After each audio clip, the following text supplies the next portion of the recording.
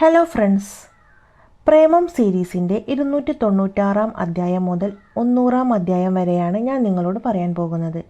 നിങ്ങൾക്ക് ഈ കഥ ഇഷ്ടപ്പെട്ടു കഴിഞ്ഞാൽ ഇതൊന്ന് ലൈക്ക് ചെയ്ത് സപ്പോർട്ട് ചെയ്യണേ, കൂടാതെ സബ്സ്ക്രൈബും ചെയ്യണേ.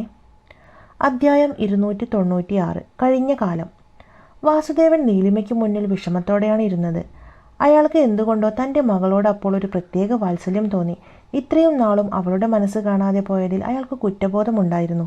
അഞ്ജലിയും സത്യഭാമയും തന്നെ എപ്പോഴും നീലിമയിൽ നിന്ന് അകറ്റാൻ ശ്രമിച്ചുകൊണ്ടിരുന്ന കാര്യങ്ങളെല്ലാം അയാൾ അപ്പോൾ ഓർത്തുകൊണ്ടിരുന്നു. അയാൾക്ക് നീലിമയുടെ മുഖത്തേക്ക് നോക്കാൻ പോലും കഴിഞ്ഞില്ല. എങ്കിലും അയാൾ പറയാൻ ശ്രമിച്ചു. ഞാൻ നിന്നെ തെറ്റിദ്ധരിച്ചു പോയി നീലിമ, മാപ്പ്. നിന്നോട് എനിക്കിപ്പോൾ ഒരു ദേഷ്യവുമില്ല. അല്ലെങ്കിലും മക്കളോട് ഏതെങ്കിലും ഒരച്ഛന് ഒരുപാട് കാലമൊക്കെ മിണ്ടാതിരിക്കാൻ പറ്റുമോ? നിന്നെ ഈ കയ്യിലിട്ടല്ലേ അച്ഛൻ വളർത്തിയത്. ഞാൻ തെറ്റു ചെയ്തു ഒരുപാട്. എന്നോട് നീ ക്ഷമിക്കണം. എല്ലാം സംഭവിച്ചു പോയതാണ്. വാസുദേവൻ പറഞ്ഞത് കേട്ട് നീലിമ അയാളെ തന്നെ നോക്കി.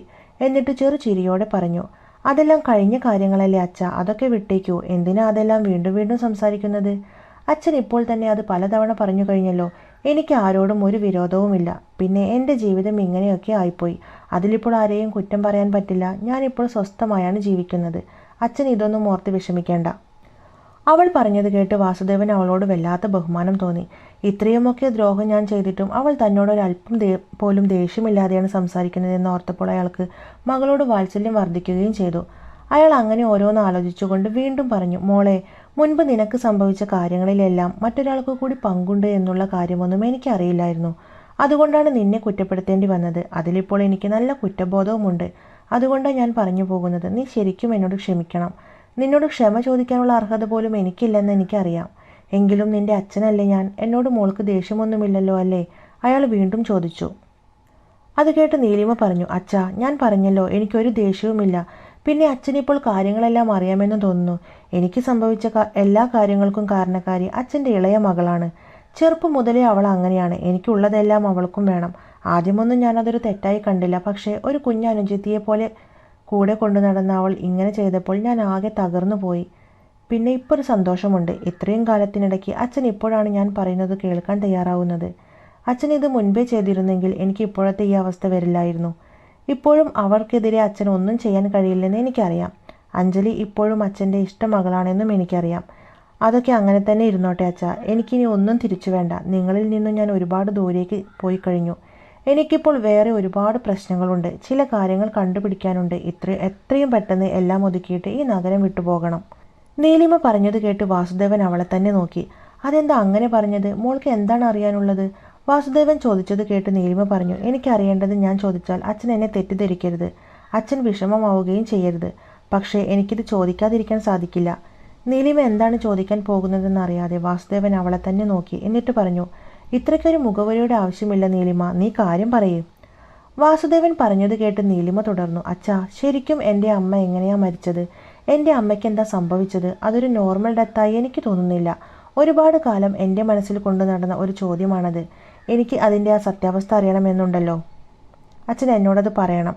നീലിമയുടെ ചോദ്യം പെട്ടെന്നായിരുന്നു. അത് കേട്ട് വാസുദേവൻ വല്ലാതെ ഭയപ്പെട്ടതുപോലെ നീലിമയ്ക്ക് തോന്നി. അയാളുടെ പരിഭ്രമം കണ്ടപ്പോൾ നീലിമയ്ക്ക് തൻ്റെ സംശയങ്ങളെല്ലാം സത്യമാണെന്ന് തോന്നി തുടങ്ങി. അവൾ അയാളെ തന്നെ നോക്കിക്കൊണ്ടിരുന്നു. അപ്പോൾ അയാൾ പറഞ്ഞു, നോക്കു മോളെ, എനിക്ക് മറ്റു കാര്യങ്ങളൊന്നും അറിയില്ല. നിന്റെ അമ്മയ്ക്ക് മാരകമായൊരു അസുഖമുണ്ടായിരുന്നു എന്ന് നിനക്കറിയാമല്ലോ. അല്ലാതെ അവളുടെ മരണത്തിന് ആർക്കും ഒരു പങ്കുമില്ല. അതെന്താ മോളിപ്പോൾ ഇങ്ങനെയൊക്കെ ചോദിക്കുന്നത്? ഈ കാര്യത്തിൽ ഇപ്പോഴും സംശയമാണോ? വാസുദേവൻ പറഞ്ഞത് കേട്ട് നീലിമ അയാളെ തന്നെ നോക്കിയിരുന്നു. അയാളുടെ മുഖത്തെ ഭാവമാറ്റവും ശബ്ദത്തിലെ ഇടർച്ചയുമെല്ലാം അവൾ ശ്രദ്ധിച്ചിരുന്നു. അയാളുടെ മുഖഭാവം മാറുന്നുണ്ടോ എന്ന് ശ്രദ്ധിച്ചുകൊണ്ട് തന്നെ അവൾ പറഞ്ഞു, അച്ഛന് സത്യം അറിയാമല്ലോ. എന്നിട്ടും എന്തിനാണ് എന്നോട് അതെല്ലാം മറച്ചു വെക്കുന്നത്? സത്യങ്ങൾ പറയാൻ വയ്യെങ്കിൽ ഞാൻ എൻ്റെ ചെറിയമ്മ എന്ന് പറയുന്ന സ്ത്രീയെ പോയി കാണും. അവർക്ക് എന്തായാലും കാര്യങ്ങൾ അറിയാതിരിക്കില്ലല്ലോ. അവരാണല്ലോ എൻ്റെ അമ്മയുടെ സ്ഥാനത്ത് കയറി വരാൻ ഒരുപാട് ആഗ്രഹിച്ചത്. നീലിമ ദേഷ്യത്തോടെ പറഞ്ഞു. വാസുദേവൻ അത് കേട്ടിട്ട് എന്തു പറയണമെന്നറിയാതെ എന്തോ ആലോചിച്ചുകൊണ്ടിരുന്നു. ഏറെ നേരം കഴിഞ്ഞിട്ടും അയാൾക്ക് ഒന്നും പറയാൻ സാധിച്ചില്ല. നീലിമ അപ്പോൾ പറഞ്ഞു, അച്ഛൻ ഉത്തരം പറയാനില്ലാത്ത സ്ഥിതിക്ക് ഞാൻ ആ സ്ത്രീയെ തന്നെ പോയി കാണുകയാണ്. അവൾ അതും പറഞ്ഞ് എഴുന്നേൽക്കാൻ ശ്രമിച്ചപ്പോൾ വാസുദേവൻ അവളെ തടഞ്ഞുകൊണ്ട് പറഞ്ഞു, മോളെ നിൽക്ക്. സത്യഭാമയ്ക്ക് നീ വിചാരിക്കുന്നത് പോലെ ഇതിനെക്കുറിച്ച് ഒന്നും അറിയില്ല. നീ വെറുതെ ഓരോ പ്രശ്നങ്ങൾ ഉണ്ടാക്കി വെക്കരുത്. മാത്രമല്ല, ഇനിയിപ്പോൾ നീ പോയി ചെന്നാൽ വേറെ വലിയ പ്രശ്നങ്ങളാവും ഉണ്ടാവുക. കുടുംബത്തിൽ അകൽച്ച വരെ വന്നെന്നിരിക്കും. എന്തിനാ പഴയ കാര്യങ്ങളെല്ലാം വീണ്ടും കുത്തിപ്പൊക്കാൻ നോക്കുന്നത്? വാസുദേവൻ ചോദിച്ചു. നീലിമയ്ക്ക് തൻ്റെ സംശയങ്ങളെല്ലാം സത്യമാണെന്ന് ഏകദേശം ഉറപ്പായി കഴിഞ്ഞിരുന്നു. എങ്കിലും അവൾ അത് പ്രകടമാക്കാതെ അയാളോട് പറഞ്ഞു, ഞാൻ ചെറിയമ്മയെ പോയി കാണുന്നതിൽ അച്ഛൻ എന്തെങ്കിലും ബുദ്ധിമുട്ടുണ്ടോ? എന്നെ എന്തിനാണ് തടയാൻ നോക്കുന്നത്? അവൾ ചോദിച്ചത് കേട്ട് വാസുദേവൻ പരിഭ്രമം മറച്ചുകൊണ്ട് പറഞ്ഞു, ഏയ് അങ്ങനെയൊന്നുമല്ല. നിനക്ക് അവളെ എപ്പോൾ വേണമെങ്കിലും പോയി കാണാം. ഞാൻ എന്തിനാണ് നിന്നെ തടയാൻ ശ്രമിക്കുന്നതെന്ന് വെച്ചാൽ നമ്മുടെ കുടുംബത്തിൽ ഇനിയും ഒരു പ്രശ്നം ഉണ്ടാകരുതെന്ന് കരുതി മാത്രമാണ്. ഒരു കാര്യം ചെയ്യാം, ഇപ്പോൾ വേണ്ട, നീ വീട്ടിലേക്ക് വാ. ഞാൻ അവളോട് പറഞ്ഞേക്കാം നീ കാണാൻ വരുന്നുണ്ടെന്ന്. അല്ലാതെ നീ ഇപ്പോൾ ഓടിച്ചെന്ന് പഴയ കാര്യങ്ങളൊക്കെ വീണ്ടും പറയുമ്പോൾ അവൾക്കത് വിഷമമാകും. അല്ലെങ്കിൽ തന്നെ ഇപ്പോൾ ആവശ്യത്തിലധികം പ്രശ്നങ്ങളുണ്ട് അവൾക്ക്. ഇപ്പോൾ തന്നെ രണ്ടിനെയും കൂട്ടിമുട്ടിച്ചു കൊണ്ടുപോകാൻ ഞാൻ പെടാപ്പാട് പെടുകയാണ്. അതിനിടയ്ക്ക് നീയും കൂടി വന്ന് വേണ്ടാത്ത കുഴപ്പങ്ങളൊന്നും ഉണ്ടാക്കരുത്. വാസുദേവൻ ഉരുണ്ട് കളിക്കുന്നത് കണ്ടപ്പോൾ താൻ സത്യഭാമയെ കാണുന്നതിൽ അയാൾക്ക് എന്തോ ബുദ്ധിമുട്ടുണ്ടെന്ന് നീലിമയ്ക്ക് മനസ്സിലായി. തൻ്റെ അമ്മയുടെ മരണത്തിൽ അവർക്ക് രണ്ടു പേർക്കും എന്തോ പങ്കുണ്ടെന്ന് അവൾക്ക് ഇതിനകം തന്നെ തോന്നി തുടങ്ങിയിരുന്നു. അപ്പോൾ അയാളെ നോക്കി അവൾ പറഞ്ഞു, നോക്ക്, എനിക്ക് അവളെ കണ്ടേ പറ്റൂ. അച്ഛൻ പോയി അപ്പോയിൻമെൻ്റ് എടുത്ത ശേഷം കാണേണ്ട ആവശ്യമൊന്നും എനിക്കില്ല. ഞാൻ ഇപ്പോൾ തന്നെ അവളെ കാണാനാണ് പോകുന്നത്. എന്നെ തടയാൻ നോക്കരുത്. അത്രയും പറഞ്ഞുകൊണ്ട് നീലിമ എഴുന്നേൽക്കാൻ ശ്രമിച്ചപ്പോൾ വാസുദേവൻ പറഞ്ഞു, മനുഷ്യൻ്റെ സ്വസ്ഥത നശിപ്പിച്ച് അടങ്ങൂ എന്നാണെങ്കിൽ നീ പോയി കണ്ടുവാ. എനിക്കൊന്നും പറയാനില്ല. ഞാൻ പോകുന്നു. എനിക്ക് ഒരുപാട് ജോലികൾ വേറെ ചെയ്യാനുണ്ട്. അയാൾ അത്രയും പറഞ്ഞുകൊണ്ട് അവിടെ നിന്നും ധൃതിയിൽ നടന്നുപോയി. അയാളുടെ ആ തിരക്ക് പിടിച്ചുള്ള നടത്തമെല്ലാം കണ്ട നീലിമ മനസ്സിൽ എന്തൊക്കെയോ ഊഹിച്ചെടുക്കാൻ തുടങ്ങിയിരുന്നു. അയാൾ അവിടെ നിന്നും പോയപ്പോൾ നീലിമയും അവിടെ നിന്നും ഇറങ്ങി. വാസുദേവൻ്റെ ഉള്ളിലുള്ളത് പുറത്തു കൊണ്ടുവരാൻ വേണ്ടിയാണ് സത്യഭാമയെ കാണാൻ പോകുന്നു എന്നൊക്കെ അവൾ പറഞ്ഞത്. താൻ ചോദിച്ചാൽ ഒന്നും അവർ സത്യം പറയില്ലെന്ന് അവൾക്ക് നല്ലതുപോലെ അറിയാമായിരുന്നു. അപ്പോൾ അവരെ പോയി കാണാനും അവൾക്ക് പദ്ധതി ഒന്നും ഉണ്ടായിരുന്നില്ല. അവളൊരു ടാക്സി പിടിച്ച് ഭൈരവിൻ്റെ വീട്ടിലേക്ക് തിരിച്ചുപോയി. വീട്ടിലെത്തിയ ഭൈരവ് ഒരു സിഗരറ്റ് വലിച്ചുകൊണ്ട് അഞ്ജലി പറഞ്ഞ കാര്യങ്ങളെപ്പറ്റി ചിന്തിക്കുകയായിരുന്നു. എന്തോ എവിടെയോ ഒരു സ്വരച്ചേർച്ചയില്ലായ്മ അവന് തോന്നി.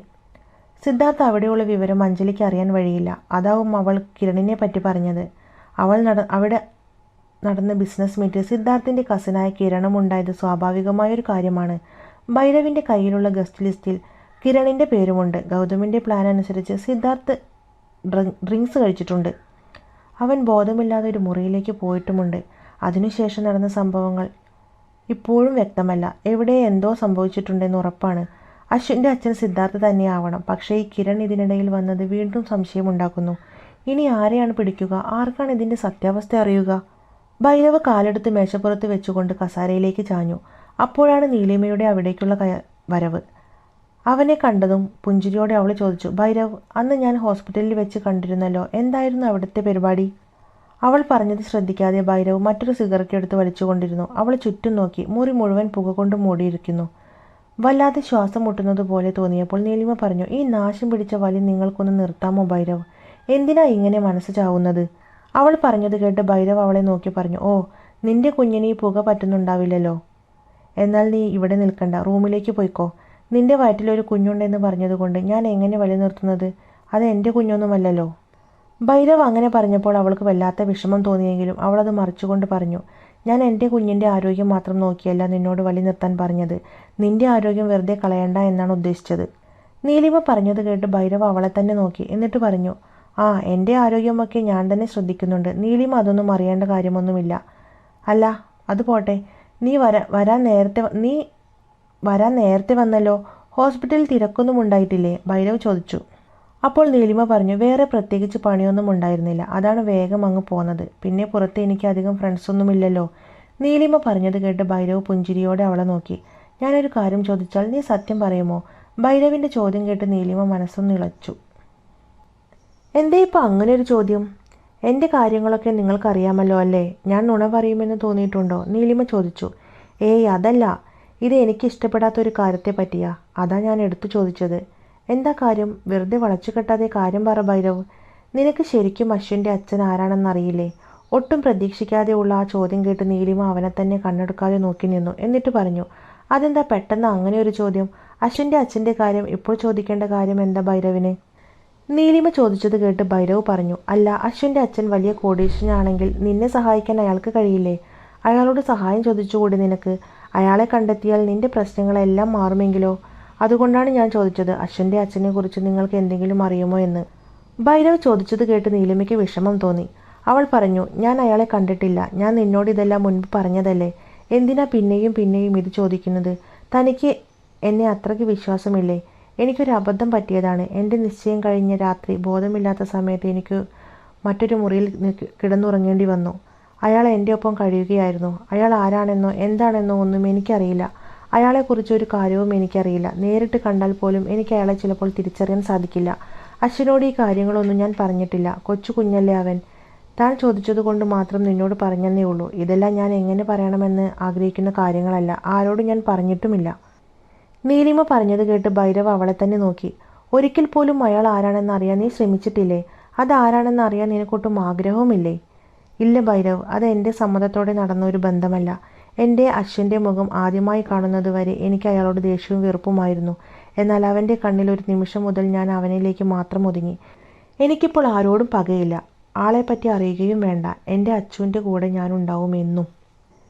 നീലിമ പറഞ്ഞത് കേട്ട് ഭൈരവ് അത്ഭുതത്തോടെ അവളെ നോക്കി. എങ്ങനെയാണ് അവൾക്ക് ഇങ്ങനെയൊക്കെ ചിന്തിക്കാൻ കഴിയുന്നതെന്ന് അവൻ ഓർത്തു.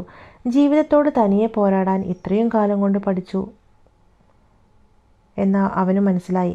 താൻ അറിഞ്ഞ കാര്യങ്ങളെല്ലാം തൻ്റെ സംശയങ്ങളും ഒന്നും ഇപ്പോൾ നീലിമ അറിയാതിരിക്കുന്നതാണ് നല്ലതെന്ന് ഭൈരവ് തീരുമാനിച്ചു. ഇതൊന്നും അറിയാതെ നീലിമ അവനെ തന്നെ നോക്കി നിൽക്കുകയായിരുന്നു. അദ്ധ്യായം 297. എന്താണ് എന്നിൽ നിന്നും മറയ്ക്കുന്നത്? നീലിമ ഭൈരവിൻ്റെ നേർക്ക് ആശങ്കാകുലതയോടെ നോക്കി. എന്തിനാണ് അവൻ വീണ്ടും ഈ കാര്യങ്ങൾ തിരക്കുന്നതെന്ന് അവൾക്ക് മനസ്സിലായില്ല. അപ്പോൾ അവൻ പറഞ്ഞു, അശ്വിൻ്റെ യഥാർത്ഥ അച്ഛൻ ഒരു വലിയ പണക്കാരനായിരുന്നുവെങ്കിലെന്ന് ഞാൻ ആഗ്രഹിക്കുകയാണ്. അത് നിനക്കും നല്ലതല്ലേ? അയാളുടെ കൂടെ ഒരു പുതിയ ജീവിതം നിനക്ക് ആരംഭിക്കാമല്ലോ. അപ്പോഴും അവൻ അറിഞ്ഞതൊന്നും അവളോട് പറഞ്ഞില്ല. അവളെ അത് കൂടുതൽ വിഷമത്തിലാക്കി. ഭൈരവ്, നീ എന്തോ വിചിത്രമായി പെരുമാറുന്നത്. നീ എന്നിൽ നിന്നും എന്തെങ്കിലും മറയ്ക്കുന്നുണ്ടോ? ഈ ചോദ്യങ്ങൾക്കെല്ലാം പിന്നിൽ എന്തോ ഒരർത്ഥമുണ്ട്. അതിനുത്തരം നൽകാൻ ഭൈരവിന് ഒട്ടും താല്പര്യമില്ലായിരുന്നു. അതിനാൽ അവൻ വിഷയം മാറ്റാൻ ശ്രമിച്ചു. ഏയ്, നിനക്ക് തെറ്റി. എനിക്ക് നിന്നിൽ നിന്നും ഒന്നും മറയ്ക്കാനില്ല. എനിക്കൊരു ആകാംക്ഷ ഉണ്ടായിരുന്നു, അതുകൊണ്ട് ചോദിക്കാൻ ചോദിച്ചു, അത്രമാത്രം. അവൻ ശാന്തനായി മറുപടി പറഞ്ഞു. നീലിമയ്ക്ക് അവൻ്റെ വിശദീകരണത്തിൽ അപ്പോഴും സംശയമുണ്ടായിരുന്നെങ്കിലും അവൻ എന്താണ് അങ്ങനെ ചോദിച്ചതെന്ന് അവൾക്ക് മനസ്സിലാക്കാൻ കഴിഞ്ഞില്ല. ഓ, ഞാൻ വിശ്വസിച്ചു, അവൾ പറഞ്ഞു. എങ്കിലും അവളുടെ മനസ്സിലെ സംശയങ്ങൾ തീരുന്നില്ല. അവൻ എന്തോ ഉള്ളിൽ വെച്ചുകൊണ്ടാണ് സംസാരിക്കുന്നതെന്ന് അവൾക്ക് മനസ്സിലാക്കാൻ സാധിച്ചു. പക്ഷേ അത് അവനെക്കൊണ്ട് തുറന്നു പറയിപ്പിക്കാനും അവൾക്ക് കഴിഞ്ഞില്ല. ഭൈരവ് അശ്വിൻ്റെ അച്ഛനെക്കുറിച്ച് പറഞ്ഞ ശേഷം നീലിമ അശ്വിനെ പറ്റി തന്നെ ചിന്തിച്ചു കൊണ്ടിരുന്നു. അശ്വിൻ ഇപ്പോഴും സിദ്ധാർത്ഥിൻ്റെ അരികിലല്ലേ? അവനെ എങ്ങനെ തിരിച്ചു കൊണ്ടുവരാൻ പറ്റും? അതിനെക്കുറിച്ച് നീ ഒന്നും പറഞ്ഞില്ലല്ലോ. അവനോട് ഇനി അതിനെക്കുറിച്ച് പറയില്ലെന്ന് അവൾ തീരുമാനിച്ചിരുന്നതാണ്. പക്ഷേ വീണ്ടും പറയേണ്ടി വന്നു. കാരണം അച്ചുവിനെ വീണ്ടെടുക്കാൻ വേണ്ടി ഭൈരവിന് മാത്രമേ അവളെ സഹായിക്കാൻ കഴിയൂ എന്നതായിരുന്നു സത്യം. ഭൈരവ് അവളുടെ ചോദ്യം കേട്ട് ഗൗരവം നടിച്ചു. നോക്ക് നീലിമ, എനിക്കിപ്പോൾ ഇതിനൊരു പരിഹാരത്തെക്കുറിച്ച് ചിന്തിക്കാൻ കഴിയില്ല. പക്ഷേ അശ്വിൻ അവിടെ വളരെ സന്തോഷവാനാണെന്നാണ് ഞാൻ കേട്ടത്. അതിനാൽ അവരെ രണ്ടുപേരെയും അവരുടെ വഴിക്ക് വിടണം എന്നാണ് ഞാൻ പറയുന്നത്. സിദ്ധാർത്ഥ് അവനെ നന്നായി നോക്കിക്കോളും, അവൻ പ്രകോപിതനായി പറഞ്ഞു. ഇത് കേട്ടതും നീലിമയുടെ മുഖഭാവം മാറി. അവൾ നിസ്സഹായയായി ഭൈരവിനെ നോക്കി. നിനക്കൊരു കുഞ്ഞില്ലല്ലോ ഭൈരവ്. അതുകൊണ്ട് ഒരു കുട്ടിയും രക്ഷിതാവും തമ്മിലുള്ള വികാരങ്ങളും ബന്ധങ്ങളും എന്താണെന്ന് ചിലപ്പോൾ നിനക്ക് മനസ്സിലാക്കാൻ കഴിഞ്ഞെന്ന് വരില്ല. അത് നീ വിചാരിച്ച പോലെ ഇത്ര ഈസിയല്ല, നീലിമ ദേഷ്യത്തോടെ പറഞ്ഞു. ഭൈരവിന് അത് കേട്ട് അല്പം വിഷമം തോന്നി. അവൻ പറഞ്ഞു, ഞാനത് വെറുതെ പറഞ്ഞതാണ്, നീ അത് കാര്യമാക്കണ്ട. അവനൊരു സിഗരറ്റ് എടുത്ത് പുകയ്ക്കാൻ തുടങ്ങി. പെട്ടെന്ന് എന്തോ ആലോചിച്ച് അവൻ്റെ കണ്ണുകൾ തിളങ്ങി. അവനൊരു ഐഡിയ തോന്നി. അവൻ പറഞ്ഞു, എന്നാൽ നീ അതിന് സമ്മതിക്കുമെന്ന് എനിക്ക് ഉറപ്പില്ല. അവൻ ആശങ്കാകുലതയോടെ പറഞ്ഞു. അവൾ പരിഭ്രമത്തോടെ അവനെ നോക്കി. നീ എന്താ ഉദ്ദേശിക്കുന്നത്? എന്തെങ്കിലും ഐഡിയ തോന്നുന്നുണ്ടെങ്കിൽ അത് എന്നോട് പറ. അവളുടെ ഉത്കണ്ഠ കാരണം അവൻ ഭൈരവിൻ്റെ അടുത്തേക്ക് കുറച്ചുകൂടി നീങ്ങിയിരുന്നു. അവളുടെ പെർഫ്യൂമിൻ്റെ സുഗന്ധം ക്രമേണ അവൻ്റെ മൂക്കിലെത്തി. അവൻ്റെ മുഖത്ത് സങ്കീർണമായൊരു വികാരം പ്രത്യക്ഷപ്പെട്ടു. അവൻ അവളെ വാത്സല്യത്തോടെ നോക്കി. അവൻ പെട്ടെന്ന് അവളുടെ ചുണ്ടിൽ ചുംബിക്കണമെന്ന് തോന്നി. അവൻ്റെ മുഖത്തെ പ്രകടനങ്ങൾ കണ്ട് നീലിമയ്ക്ക് താൻ അവൻ അത്രയും അടുത്താണ് ഇരിക്കുന്നത് എന്ന് മനസ്സിലായി. അവൻ തൻ്റെ ശരീരത്തിലേക്കാണ് നോക്കുന്നത് എന്നും അവൾക്ക് മനസ്സിലായി. നീലിമ ഉടനെ അല്പം പുറകോട്ടിരുന്നു. അവളുടെ നെഞ്ചിൽ കൈകൾ പൊതിഞ്ഞവൻ അവൾ ഭൈരവിനെ നീരസത്തോടെ നോക്കി. നിങ്ങൾ എന്തായി നോക്കുന്നത്? അവൾ ചോദിച്ചു. ഇത് പറയുമ്പോൾ അവർ രണ്ടുപേരും പരസ്പരം എത്രമാത്രം അടുത്തിരുന്നു എന്ന് അവൻ ചിന്തിച്ചു. അവളുടെ മുഖം പെട്ടെന്ന് ദേഷ്യത്തിൽ ചുവന്നു. വിചിത്രമായ ഭാവത്തിൽ ഭൈരവ് അവളെ നോക്കി. അവൻ അവളോട് വല്ലാത്തൊരടുപ്പം തോന്നി. ഒരു പുരുഷനോട് സംസാരിക്കാൻ ഇത്രയും നാണം കാണിക്കുമെന്ന് ഞാൻ പ്രതീക്ഷിച്ചിരുന്നില്ല. അതോ നീ വളരെ സുന്ദരിയായതുകൊണ്ടാണോ ഈ മുഖം ചുവന്നത്? അതും പറഞ്ഞ് നീലിമയുടെ കഴുത്തിൽ ഭൈരവ് മുഖം അമർത്തി. നീലിമ ഉടനെ അവനെ തട്ടിമാറ്റി അവിടെ നിന്നും എഴുന്നേറ്റ് മാറി നിന്നു. അവൻ ഒന്നും പറഞ്ഞില്ല. അവൾ നിസ്സഹായ ഭാവത്തോടെ അവനെ നോക്കി. ഭൈരവ് എപ്പോഴും പുഞ്ചിരിക്കുന്നുണ്ടായിരുന്നു. അവൻ ഒന്നും മിണ്ടാതെ കയ്യിലിരുന്ന സിഗരറ്റ് മാറ്റിവെച്ചു. അവൻ ഉടനെ പറഞ്ഞു, ഞാൻ നിന്നെ ചുമ്മാ ദേഷ്യം പിടിപ്പിക്കാൻ വേണ്ടിയാണ് ചെയ്തത്. ഇനി കളിയല്ല, കാര്യത്തിലേക്ക് കടക്കാം. നിനക്ക് അശ്വിനെ കാണണമെന്നുണ്ടെങ്കിൽ അതിന് സിദ്ധാർത്ഥിന് വിവാഹം വരെ കാത്തിരിക്കേണ്ടി വരും. അവൻ പറഞ്ഞത് കേട്ട് നീലിമ തലയാട്ടി. യഥാർത്ഥത്തിൽ ഞാനും അതാണ് ചിന്തിച്ചത്. പക്ഷേ കൃത്യമായി എന്താണ് ചെയ്യേണ്ടതെന്ന് ഞാൻ ഇതുവരെ തീരുമാനിച്ചിട്ടില്ല. നീലിമ പറഞ്ഞത് കേട്ട് ഭൈരവ് അവളെ നോക്കി. അത് എനിക്ക് വിട്ടേക്കൂ, ഞാൻ നോക്കിക്കോളാം, അവൻ പറഞ്ഞു. അപ്പോൾ എന്തുകൊണ്ടോ അവൾക്ക് അവനോട് അല്പം സഹതാപം തോന്നി. കാരണം തന്നെ സഹായിച്ചാൽ അവൻ വീണ്ടും ഒരുപാട് കുഴപ്പങ്ങളിൽ ചെന്ന് ചാടുമെന്ന് അവൾക്കറിയാം. എന്നിട്ടും അവൻ തന്നെ സഹായിക്കാൻ നിൽക്കുമ്പോൾ അവൾക്ക് നന്ദി പറഞ്ഞറിയിക്കാൻ സാധിച്ചില്ല. ഭൈരവ്, നീ എനിക്ക് വേണ്ടി ഒരുപാട് ബുദ്ധിമുട്ടുന്നുണ്ട്. ഒരുപാട് നന്ദി, അവൾ പറഞ്ഞു. സാധാരണ ഭൈരവിന് ആരും നന്ദി പറയുന്നതൊന്നും ഇഷ്ടമല്ല. പക്ഷേ നീലിമയോട് അവനിപ്പോൾ ഒരു പ്രത്യേക താല്പര്യമാണുള്ളത്. അതുകൊണ്ട് മാത്രം അവൻ അവളെ നോക്കി പുഞ്ചിരിച്ചു. അവളെ സഹായിക്കുമെന്ന് ഭൈരവിൻ്റെ ആ വാഗ്ദാനം അവളുടെ മനസ്സിൽ നിന്നുള്ള ആശങ്കയുടെ ഒരു വലിയ ഭാരം നീക്കി. ഭൈരവിൻ്റെ സഹായമില്ലാതെ അശ്വിനെ വീണ്ടെടുക്കാൻ സാധിക്കില്ലെന്ന് അവൾക്ക് അറിയാമായിരുന്നു. അങ്ങനെ ഓരോന്ന് ചിന്തിച്ചുകൊണ്ടിരിക്കെ അവൾക്ക് പെട്ടെന്ന് ഭൈരവിനെ ഹോസ്പിറ്റലിൽ നിന്ന് കണ്ട കാര്യം ഓർമ്മ വന്നു. അവൾ അവനോട് ചോദിച്ചു, അല്ല, നീ എവിടെയായിരുന്നു? നീലിമ ചോദിച്ചത് കേട്ടപ്പോൾ തന്നെ അവളുടെ ഉദ്ദേശം അവന് മനസ്സിലായി. അവൻ മറുപടി പറയാതെ പുഞ്ചിരിച്ചു. എന്താ ചിരിക്കുന്നത്? അവൾ ദേഷ്യത്തോടെ ചോദിച്ചു. ഭൈരവ് മറുപടി പറയാതെ ഒരു സിഗരറ്റുമായി കളിച്ചുകൊണ്ടിരുന്നു. ഞാനൊരാളെ കാണാൻ വേണ്ടി ഹോസ്പിറ്റലിൽ പോയതാണ്, അവൻ ഒടുവിൽ ശാന്തനായി പറഞ്ഞു. ആരെ കാണാനാണ് ഹോസ്പിറ്റലിൽ പോയതെന്ന് അവൾക്ക് അവനോട് ചോദിക്കാൻ കഴിഞ്ഞില്ല. നീലിമയുടെ നിരാശാജനകമായ ഭാവം കണ്ടപ്പോൾ അവന് കഷ്ടം തോന്നി. നീലിമ അത് അറിയാൻ ആഗ്രഹിക്കുന്നുണ്ടെന്ന് അവനറിയാമായിരുന്നു. ഞാൻ ഒരാളെ കാണാൻ വേണ്ടി ഹോസ്പിറ്റലിൽ പോയതാണ്, അവൻ വിശദീകരിച്ചു പറഞ്ഞു. ഇതിലും കൂടുതൽ എന്തെങ്കിലും അറിയാനുണ്ടോ? ഭൈരവ് ചോദിച്ചു. നീലിമ ഒന്നും പറഞ്ഞില്ല. അവൾ അഞ്ജലിയെക്കുറിച്ചാണ് ചിന്തിച്ചത്. വാസുദേവനെ ഹോസ്പിറ്റലിൽ വെച്ച് കണ്ട കാര്യവും അവൾ ഓർത്തു. ഭൈരവ് സന്ദർശിക്കാൻ പോയ ആൾ അഞ്ജലി ആയിരിക്കാനാണ് സാധ്യത. അതിനെക്കുറിച്ച് പക്ഷേ അവനോട് ചോദിക്കാൻ അവൾക്ക് തോന്നിയില്ല. അഞ്ജലിയും ഭൈരവും നേരത്തെ അറിയാമായിരിക്കുമെന്ന് അവൾക്ക് സംശയമുണ്ടായിരുന്നു. കാരണം പണ്ട് അവളുടെ വീട്ടുകാർക്ക് വേണ്ടി അവൻ നീലിമയെ തട്ടിക്കൊണ്ടുപോയിട്ടുണ്ട്. ഗൗരവമായി നീലിമ എന്നും ആലോചിച്ചിരുന്നു. എനിക്ക് കൂടുതലൊന്നും ചോദിക്കാനില്ല. നിങ്ങൾ എവിടെ പോകുന്നെന്നും ചോദിക്കേണ്ട കാര്യവും എനിക്കില്ല. എന്തായാലും ചോദിച്ചതിന് സോറി. അവൾ അതൊന്നും നിർത്തി. ഭൈരവ് അവളുടെ മുഖഭാവം ശ്രദ്ധിച്ചുകൊണ്ട് വെറുതെ ഇരുന്നതേയുള്ളൂ. ഞാൻ കുറച്ച് വിശ്രമിക്കട്ടെ, എനിക്കൊട്ടും വയ്യ, കുറച്ചു സമയത്തിന് ശേഷം അവൾ പറഞ്ഞു. നീലിമ അത്രയും പറഞ്ഞ ശേഷം എഴുന്നേറ്റ് ഭൈരവിനെ നോക്കുക പോലും ചെയ്യാതെ നടന്നു. ഉടനെ അവളുടെ ഫോൺ റിംഗ് ചെയ്തു. അവൾക്ക് പരിചയമില്ലാത്ത നമ്പറാണ് കണ്ടത്. അജ്ഞാതമായ ചില കാരണങ്ങളാൽ ഇത് പ്രധാനപ്പെട്ട എന്തെങ്കിലും കാര്യമായിരിക്കുമെന്ന് അവൾക്ക് തോന്നി. അവളുടെ ഹൃദയം വേഗത്തിൽ മിടിക്കുന്നുണ്ടായിരുന്നു. കുറച്ച് നിമിഷങ്ങൾക്ക് ശേഷം നീലിമ ഫോൺ എടുത്തു. ഒരു സ്ത്രീ ശബ്ദം അവളുടെ ചെവിയിൽ മുഴങ്ങി. നീലിമ, എന്തൊക്കെയുണ്ട്, സുഖമല്ലേ? ആ ശബ്ദം കേട്ടപ്പോൾ നീലിമ ചെറുതായി ഒന്ന് ഭയന്നു. ആ ശബ്ദം അഞ്ജലിയുടേതായിരുന്നു. നീ എന്തിനാ എന്നെ വിളിക്കുന്നത്? അവൾ ചോദിച്ചു. അഞ്ജലി മറുപടി പറയാതെ വെറുതെ ഇരുന്നു. നിനക്ക് സുഖമില്ലെന്നാണല്ലോ ഞാൻ കേട്ടത്. നീ എന്തിനാ എന്നെ വിളിക്കുന്നത്? നമ്മൾ തമ്മിൽ ഒരു ബന്ധവുമില്ലല്ലോ. മേലിൽ എന്നെ വിളിക്കരുത്. നീലിമ അതും പറഞ്ഞ് ഫോൺ കട്ട് ചെയ്യാൻ പോവുകയാണെന്ന് അഞ്ജലിക്ക് മനസ്സിലായി. കട്ട് ചെയ്യരുത്, എനിക്കൊരു കാര്യം പറയാനുണ്ട്, അഞ്ജലി പറഞ്ഞു. നീലിമ ഒന്നും പറഞ്ഞില്ലെങ്കിലും അവളുടെ മറുപടിക്കായി കാത്തിരുന്നു. നീലിമ, നീ ഇപ്പോൾ ഭൈരവിൻ്റെ കൂടെയാണല്ലേ? നീ അവൻ്റെ കൂടെ ചേർന്ന് എനിക്കെതിരെ എന്തൊക്കെയോ ചെയ്യുന്നുണ്ടെന്ന് എനിക്ക് മനസ്സിലായി. പക്ഷേ ഇതൊന്നും ഞാൻ പേടിക്കുമെന്ന് നീ കരുതണ്ട. ഇതിനൊക്കെ നിനക്ക് ഞാൻ തിരിച്ചു തരും. നീലിമ മുഖം ചുളിച്ചു. അവൾക്കൊന്നും മനസ്സിലായില്ല. നീ എന്താ പറയുന്നതെന്ന് എനിക്ക് മനസ്സിലാവുന്നില്ല. എന്തെങ്കിലും വായി തോന്നുന്നു പറയാൻ നിൽക്കരുത്. നീലിമ പറഞ്ഞതിന് മറുപടി പറയാതെ അഞ്ജലി വീണ്ടും പറഞ്ഞു. നീ ആ ഭൈരവിൻ്റെ കൂടെ ചേരാതിരിക്കുന്നതാണ് നിനക്ക് നല്ലത്. ഞാൻ പറഞ്ഞില്ലെന്ന് വേണ്ട. നീലിമ അത് കാര്യമാക്കാതെ ഫോൺ കട്ട് ചെയ്തു. അടുത്ത നിമിഷം തന്നെ ആ നമ്പർ ബ്ലോക്ക് ചെയ്യുകയും ചെയ്തു. നീലിമ അഞ്ജലി വീണ്ടും വിളിച്ചെങ്കിലും അവൾ ഫോൺ ബ്ലോക്ക് ചെയ്തു വെച്ചിരിക്കുന്ന കാരണം അവൾക്ക് പിന്നീട് കോൾ കണക്റ്റായില്ല. നാശം! ദേഷ്യത്തോടെ അഞ്ജലി ആ ഫോൺ വലിച്ചെറിഞ്ഞു. അപ്പോഴാണ് അവൾക്ക് ആദിയെ ഓർമ്മ വന്നത്. കുറച്ചു നേരം എന്തോ ആലോചിച്ചിരുന്ന ശേഷം അവൾ ഫോൺ വീണ്ടും തപ്പിയെടുത്തു. ആദിയുടെ നമ്പറിലേക്ക് വിളിച്ചു. ആദി ഓഫീസിൽ നല്ല തിരക്കിലായിരുന്നു. എന്താ കാര്യം? വലിയ താല്പര്യമില്ലാത്ത മട്ടിൽ അവൻ സംസാരിച്ചു. ആദി, നീ എവിടെയാ? അഞ്ജലി ചോദിച്ചു. അപ്പോൾ ആദി പറഞ്ഞു, ഞാനൊരു മീറ്റിങ്ങിലാണ്. നീ എന്താ വിളിച്ചേ? അവൻ ക്ഷമയോടെ ചോദിച്ചു. അഞ്ജലിയും ആദിയും തമ്മിലുള്ള വിവാഹം തീരുമാനിച്ചിരുന്നെങ്കിലും വാസുദേവൻ്റെ സാമ്പത്തിക ബുദ്ധിമുട്ടുകൾ കാരണവും പിന്നെ അഞ്ജലി ഗ്രൂപ്പിൻ്റെ ചില ഇടപാട് ഉദ്ദേശഫലം കാണാതെ ഉപേക്ഷിക്കേണ്ടി വന്നതിനാലും അത് അല്പം നീട്ടിവെക്കേണ്ടതായി വന്നു. അത് ഓർത്തപ്പോൾ ആദിക്ക് ചെറിയ കുറ്റബോധം തോന്നി. എന്തെങ്കിലും പ്രശ്നമുണ്ടോ അഞ്ജലി? അവൻ ആശങ്കയോടെ ചോദിച്ചു. അഞ്ജലിയും ആദിയും തമ്മിൽ ഇപ്പോൾ അത്ര പഴയ അടുപ്പമല്ല. പല കാരണങ്ങൾ കൊണ്ടും അവർ ഇപ്പോൾ അധികം സംസാരിക്കാറുമില്ല. അഞ്ജലി ഹോസ്പിറ്റലിലായ കാര്യങ്ങളൊന്നും ആദ്യം അറിഞ്ഞിട്ടുണ്ടായിരുന്നില്ല. അവൻ്റെ ശബ്ദത്തിലെ തിടുക്കം അഞ്ജലി ശ്രദ്ധിച്ചു. നീ ഇപ്പോൾ എപ്പോഴും തിരക്കിലാണല്ലേ? ഞാൻ ഹോസ്പിറ്റലിലായതുപോലും നീ അറിഞ്ഞില്ലല്ലോ. നീ അതെല്ലാം വന്ന് കണ്ടതുപോലുമില്ലല്ലോ ആദി. അവൾ ഹോസ്പിറ്റലിലാണെന്ന് അറിഞ്ഞപ്പോൾ ആദ്യം ഒന്ന് വിളറി. എന്തു പറ്റി അഞ്ജലി, സുഖമില്ലേ നിനക്ക്? ഹോസ്പിറ്റലിൽ ഇപ്പോൾ അഡ്മിറ്റാണോ നീ?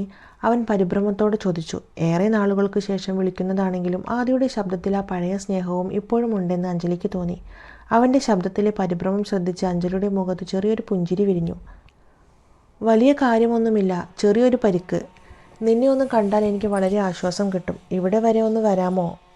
നിന്നെ ഒന്ന് കണ്ടാൽ തന്നെ എനിക്കൊരു ആശ്വാസമാണ്, അഞ്ജലി പറഞ്ഞു നിർത്തി. ആദ്യ ആശ്വാസത്തോടെ പറഞ്ഞു, ഓ നിനക്ക് കുഴപ്പമൊന്നുമില്ലല്ലോ. ഞാൻ പേടിച്ചു പോയി. ഞാൻ ഈ തിരക്കുകളൊക്കെ കഴിഞ്ഞ ശേഷം നിന്നെ വന്ന് കാണാം. നീ സന്തോഷമായിരിക്കണം. ആദി, നീ ഹോസ്പിറ്റലിലാണെന്ന് പറഞ്ഞപ്പോൾ ഞാനൊന്ന് പേടിച്ചു പോയി. എന്നാലും കുഴപ്പമൊന്നുമില്ലല്ലോ. സമാധാനം. ഞാൻ വരാം. അപ്പോൾ ശരി. അഞ്ജലി എന്തെങ്കിലും പറയുന്നതിന് മുൻപേ ആദ്യ ഫോൺ കട്ട് ചെയ്തു. അവൻ പെട്ടെന്ന് ഫോൺ കട്ട് ചെയ്തത് അവൾക്ക് ഇഷ്ടപ്പെട്ടില്ല. അതോടെ അവളുടെ മനസ്സിൽ ചില സംശയങ്ങൾ തോന്നാൻ തുടങ്ങി. അവൻ്റെ ശബ്ദം കേട്ടപ്പോൾ സമാധാനം തോന്നി എന്നുള്ളത് സത്യമാണ്.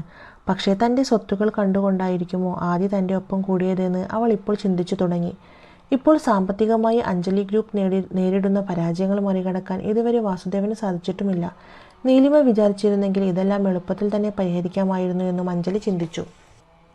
ആദിയുമായിട്ടുള്ള തൻ്റെ വിവാഹം എന്ന് നടക്കുമെന്നറിയാതെ അവൾ വിഷമിച്ചു. അഞ്ജലി ഗ്രൂപ്പ് ഇനിയും നഷ്ടത്തിലേക്ക് പോയാൽ ആദ്യ തന്നെ വിട്ടുപോകുമോ എന്ന ഭയം അവളുടെ ഉള്ളിൽ നിറഞ്ഞു. അഞ്ജലി അങ്ങനെ ഓരോന്നോർത്തുകൊണ്ടിരുന്നു. അവൾക്ക് അപ്പോഴെല്ലാം നീലിമയോട് ദേഷ്യം തന്നെയാണ് തോന്നിയത്. കാരണം നീലിമ ആ പഴയ പോലെ തിരികെ വീട്ടിലേക്ക് വരികയും മറ്റും ചെയ്താൽ തൻ്റെ പ്രശ്നങ്ങളെല്ലാം തീരുമെന്ന് അഞ്ജലിക്ക് തോന്നി. സുധാകരൻ ഇപ്പോഴും അവളെ വിവാഹം ചെയ്യാൻ തയ്യാറാണ്. പക്ഷേ നീലിമ അതിനൊന്നും തയ്യാറാവുകയില്ല. സുധാകരനുമായുള്ള അവളുടെ വിവാഹം നടന്നിരുന്നെങ്കിൽ ഇപ്പോൾ തൻ്റെ കുടുംബം നേരിടുന്ന സാമ്പത്തിക പ്രതിസന്ധികളെല്ലാം ഒരുവിധം ഒതുങ്ങുമായിരുന്നു എന്നെല്ലാം അഞ്ജലി ചിന്തിച്ചു കൊണ്ടിരുന്നു. താൻ തെറ്റ് ചെയ്തു എന്ന് തോന്നിയതുകൊണ്ട് അച്ഛനും ഇപ്പോൾ തന്നിൽ നിന്നും അകന്നു നിൽക്കുകയാണ്. അവൾ എല്ലാത്തിനും നീലിമയെ തന്നെ പഴിച്ചുകൊണ്ടിരുന്നു. തൻ്റെ ജീവിതത്തിൽ നീലിമ കാരണമാണ് പലതും സംഭവിച്ചതെന്നും അവൾക്ക് തോന്നി. അതിനിടയിലാണ് അച്ഛൻ അമ്മയോട് സംസാരിച്ച കാര്യങ്ങളിൽ ചിലത് അവൾക്ക് ഓർമ്മ വരുന്നത്. നീലിമയുടെ അമ്മയുടെ മരണവുമായി എന്തെങ്കിലും തരത്തിലുള്ള ബന്ധം അച്ഛനുണ്ടോ എന്ന് അവൾക്ക് ആലോചിച്ചു. സത്യം അവൾക്ക് അതിനൊന്നും ഉത്തരം കിട്ടിയില്ല. സത്യഭാമ അപ്പോൾ മുറിയിലുണ്ടായിരുന്നില്ല. ഉണ്ടായിരുന്നെങ്കിൽ അമ്മയോട് കാര്യങ്ങളെക്കുറിച്ചെല്ലാം ചോദിക്കാമായിരുന്നു എന്ന് അഞ്ജലി കരുതി. സത്യഭാമയ്ക്ക് ഇതിനെപ്പറ്റിയെല്ലാം അറിയാമായിരിക്കുമെന്ന് അവൾക്ക് ഉറപ്പുണ്ടായിരുന്നു. ഇതേ സമയം നീലിമ ഭൈരവൻ്റെ വീട്ടിലിരിക്കുകയായിരുന്നു. അവൾക്ക് അഞ്ജലിയോട് സംസാരിച്ചതിന് പിന്നെ വല്ലാത്ത ദേഷ്യം തോന്നുന്നുണ്ടായിരുന്നു. അവൾ കാരണമാണ് തനിക്ക് ഇത്രയും പ്രശ്നങ്ങൾ വന്നതെന്ന് നീലിമയ്ക്കറിയാം. എന്നിട്ടും അവൾ വീണ്ടും തന്നെ കുറ്റപ്പെടുത്തി സംസാരിക്കുന്നത് കേട്ടപ്പോൾ അവളുടെ ദേഷ്യം വർദ്ധിച്ചു. അഞ്ജലിയും അവളുടെ അമ്മയുമൊക്കെ ഒരു പ്രത്യേക തരം ജീവികൾ തന്നെ. അച്ഛനെ കൊണ്ട് എന്തൊക്കെയാണ് അവൾ ചെയ്യിപ്പിച്ചത്? അച്ഛൻ എങ്ങനെയാവും അവരുടെ കൂടെ ജീവിക്കുന്നത്? നീലിമ ഇങ്ങനെയെല്ലാം ആലോചിച്ചു കൊണ്ടിരുന്നു. അപ്പോഴെല്ലാം അവളുടെ മനസ്സിൽ അശ്വിനെക്കുറിച്ചുള്ള ചിന്തകളും ഉണ്ടായിരുന്നു. സിദ്ധാർത്ഥുമായി സൗഹൃദമുണ്ടായതിനു ശേഷമാണ് ഇതെല്ലാം സംഭവിച്ചത്. തനിക്കുള്ള ശത്രുക്കളുടെ എണ്ണം കൂടിയത് സിദ്ധാർത്ഥിനെ പരിചയപ്പെട്ട ശേഷമാണ്. പണ്ടായിരുന്നെങ്കിൽ സ്വന്തം വീട്ടുകാരെ മാത്രം ഭയപ്പെട്ടാൽ മതിയായിരുന്നു. ഇപ്പോൾ സിദ്ധാർത്ഥിൻ്റെ ബന്ധുക്കൾ കൂടി തനിക്കെതിരെയാണ്. അവൻ്റെ സഹായം സ്വീകരിച്ചത് വലിയ തെറ്റായിപ്പോയോ?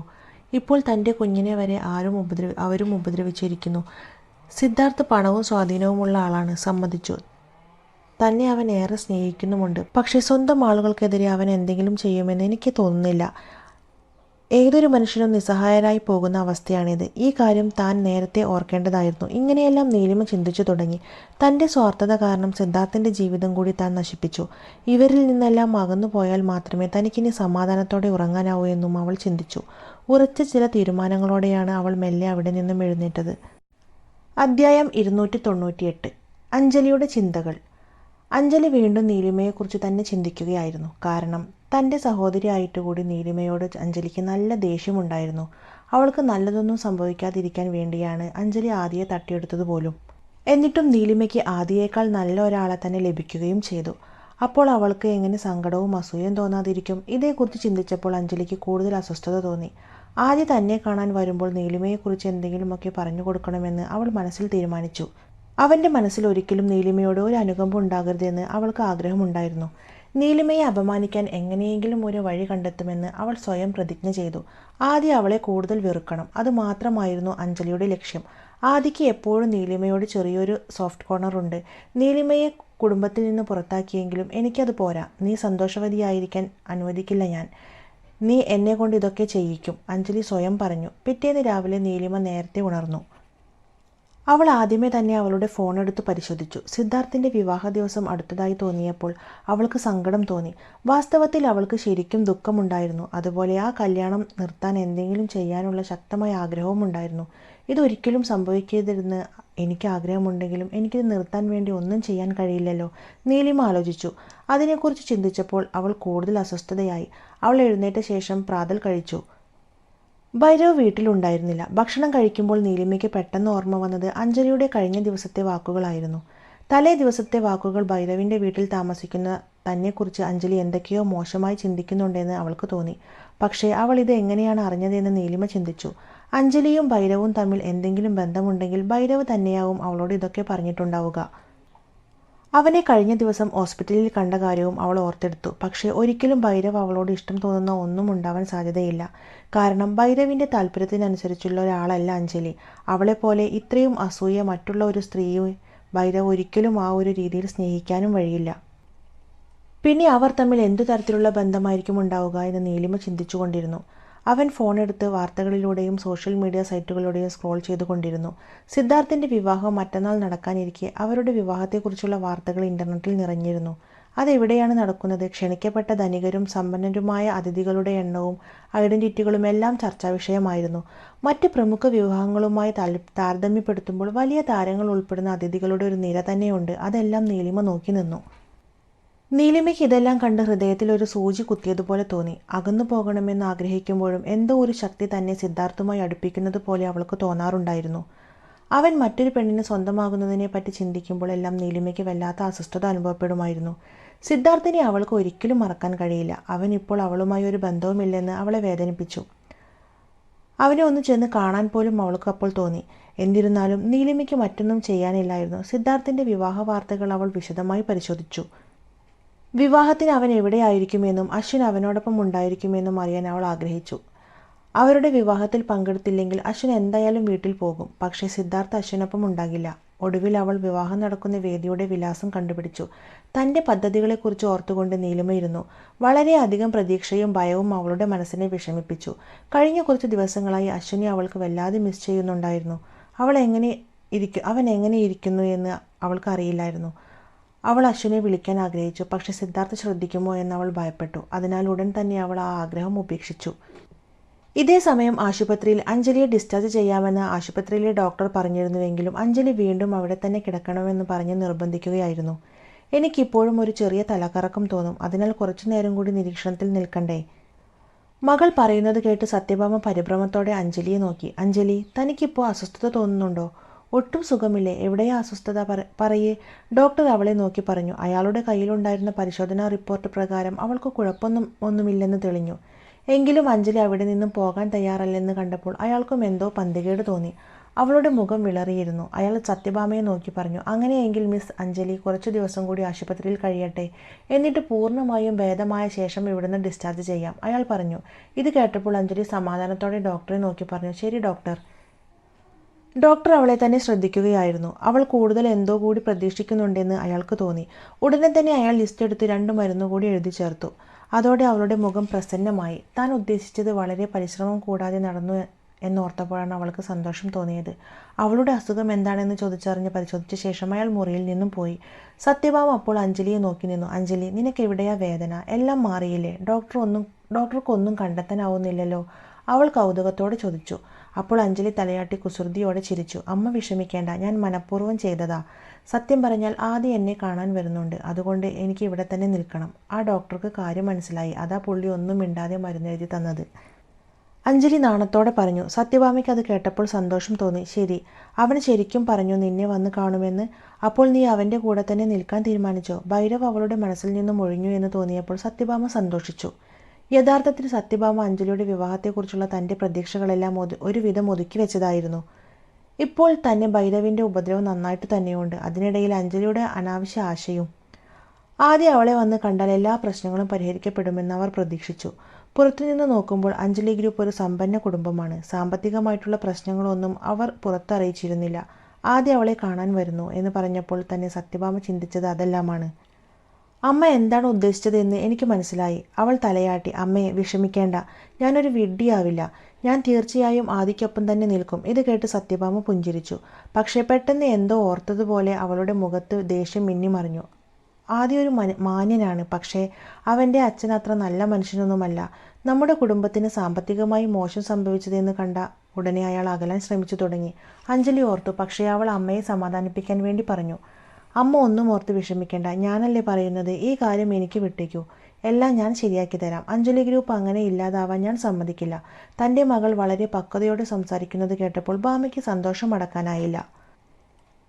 നീ എന്നെ നിരാശപ്പെടുത്തുകയില്ലെന്ന് എനിക്കറിയാം. നീയും ആദിയും ബുദ്ധിമുട്ടിലാണെങ്കിലും മോളെ നീ സൂക്ഷിക്കണം. ആദിയെ ഇനി വെറുപ്പിക്കരുത്. അഞ്ജലി അത് കേട്ട് തലയാട്ടി. അപ്പോൾ സത്യഭാമ വാസുദേവൻ്റെ ആദ്യ ഭാര്യയെക്കുറിച്ച് ക്രൂരമായി ചിന്തിച്ചു. അവൾ മരിച്ചതാണ് നല്ലത്. അല്ലെങ്കിൽ അവളുടെ മകൾക്ക് ഇപ്പോഴുണ്ടായ പ്രശ്നങ്ങളെല്ലാം അറിഞ്ഞ് അവൾ തന്നെ ആത്മഹത്യ ചെയ്യുമായിരുന്നു. അവൾ ഉണ്ടായിരുന്നെങ്കിൽ ഇപ്പോൾ സ്വത്തുക്കൾ വീതിക്കേണ്ടി വന്നേനെ.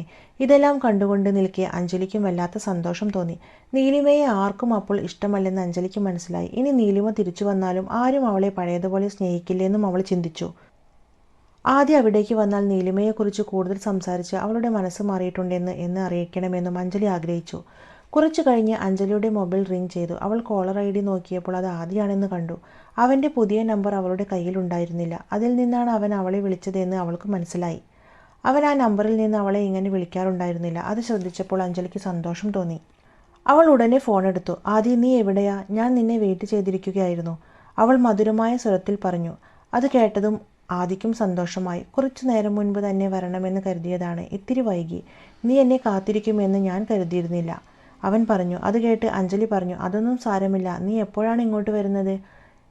ഞാൻ ഒരുപാട് നേരമായി കാത്തിരിക്കുകയാണ്. അഞ്ജലി ചിരിച്ചു. ഞാൻ ഉടനെ വരാം, കുറച്ചു തിരക്കുണ്ട്. നീ വിളിച്ചപ്പോൾ എനിക്കൊരു മീറ്റിംഗ് ഉണ്ടായിരുന്നു, അത് ഞാൻ പെട്ടെന്ന് കട്ട് ചെയ്തത്. കുറച്ചു നേരം കൂടി കഴിഞ്ഞാൽ എനിക്ക് വരാൻ സാധിക്കും. നിനക്കെന്നോട് ദേഷ്യമൊന്നുമില്ലല്ലോ അല്ലേ?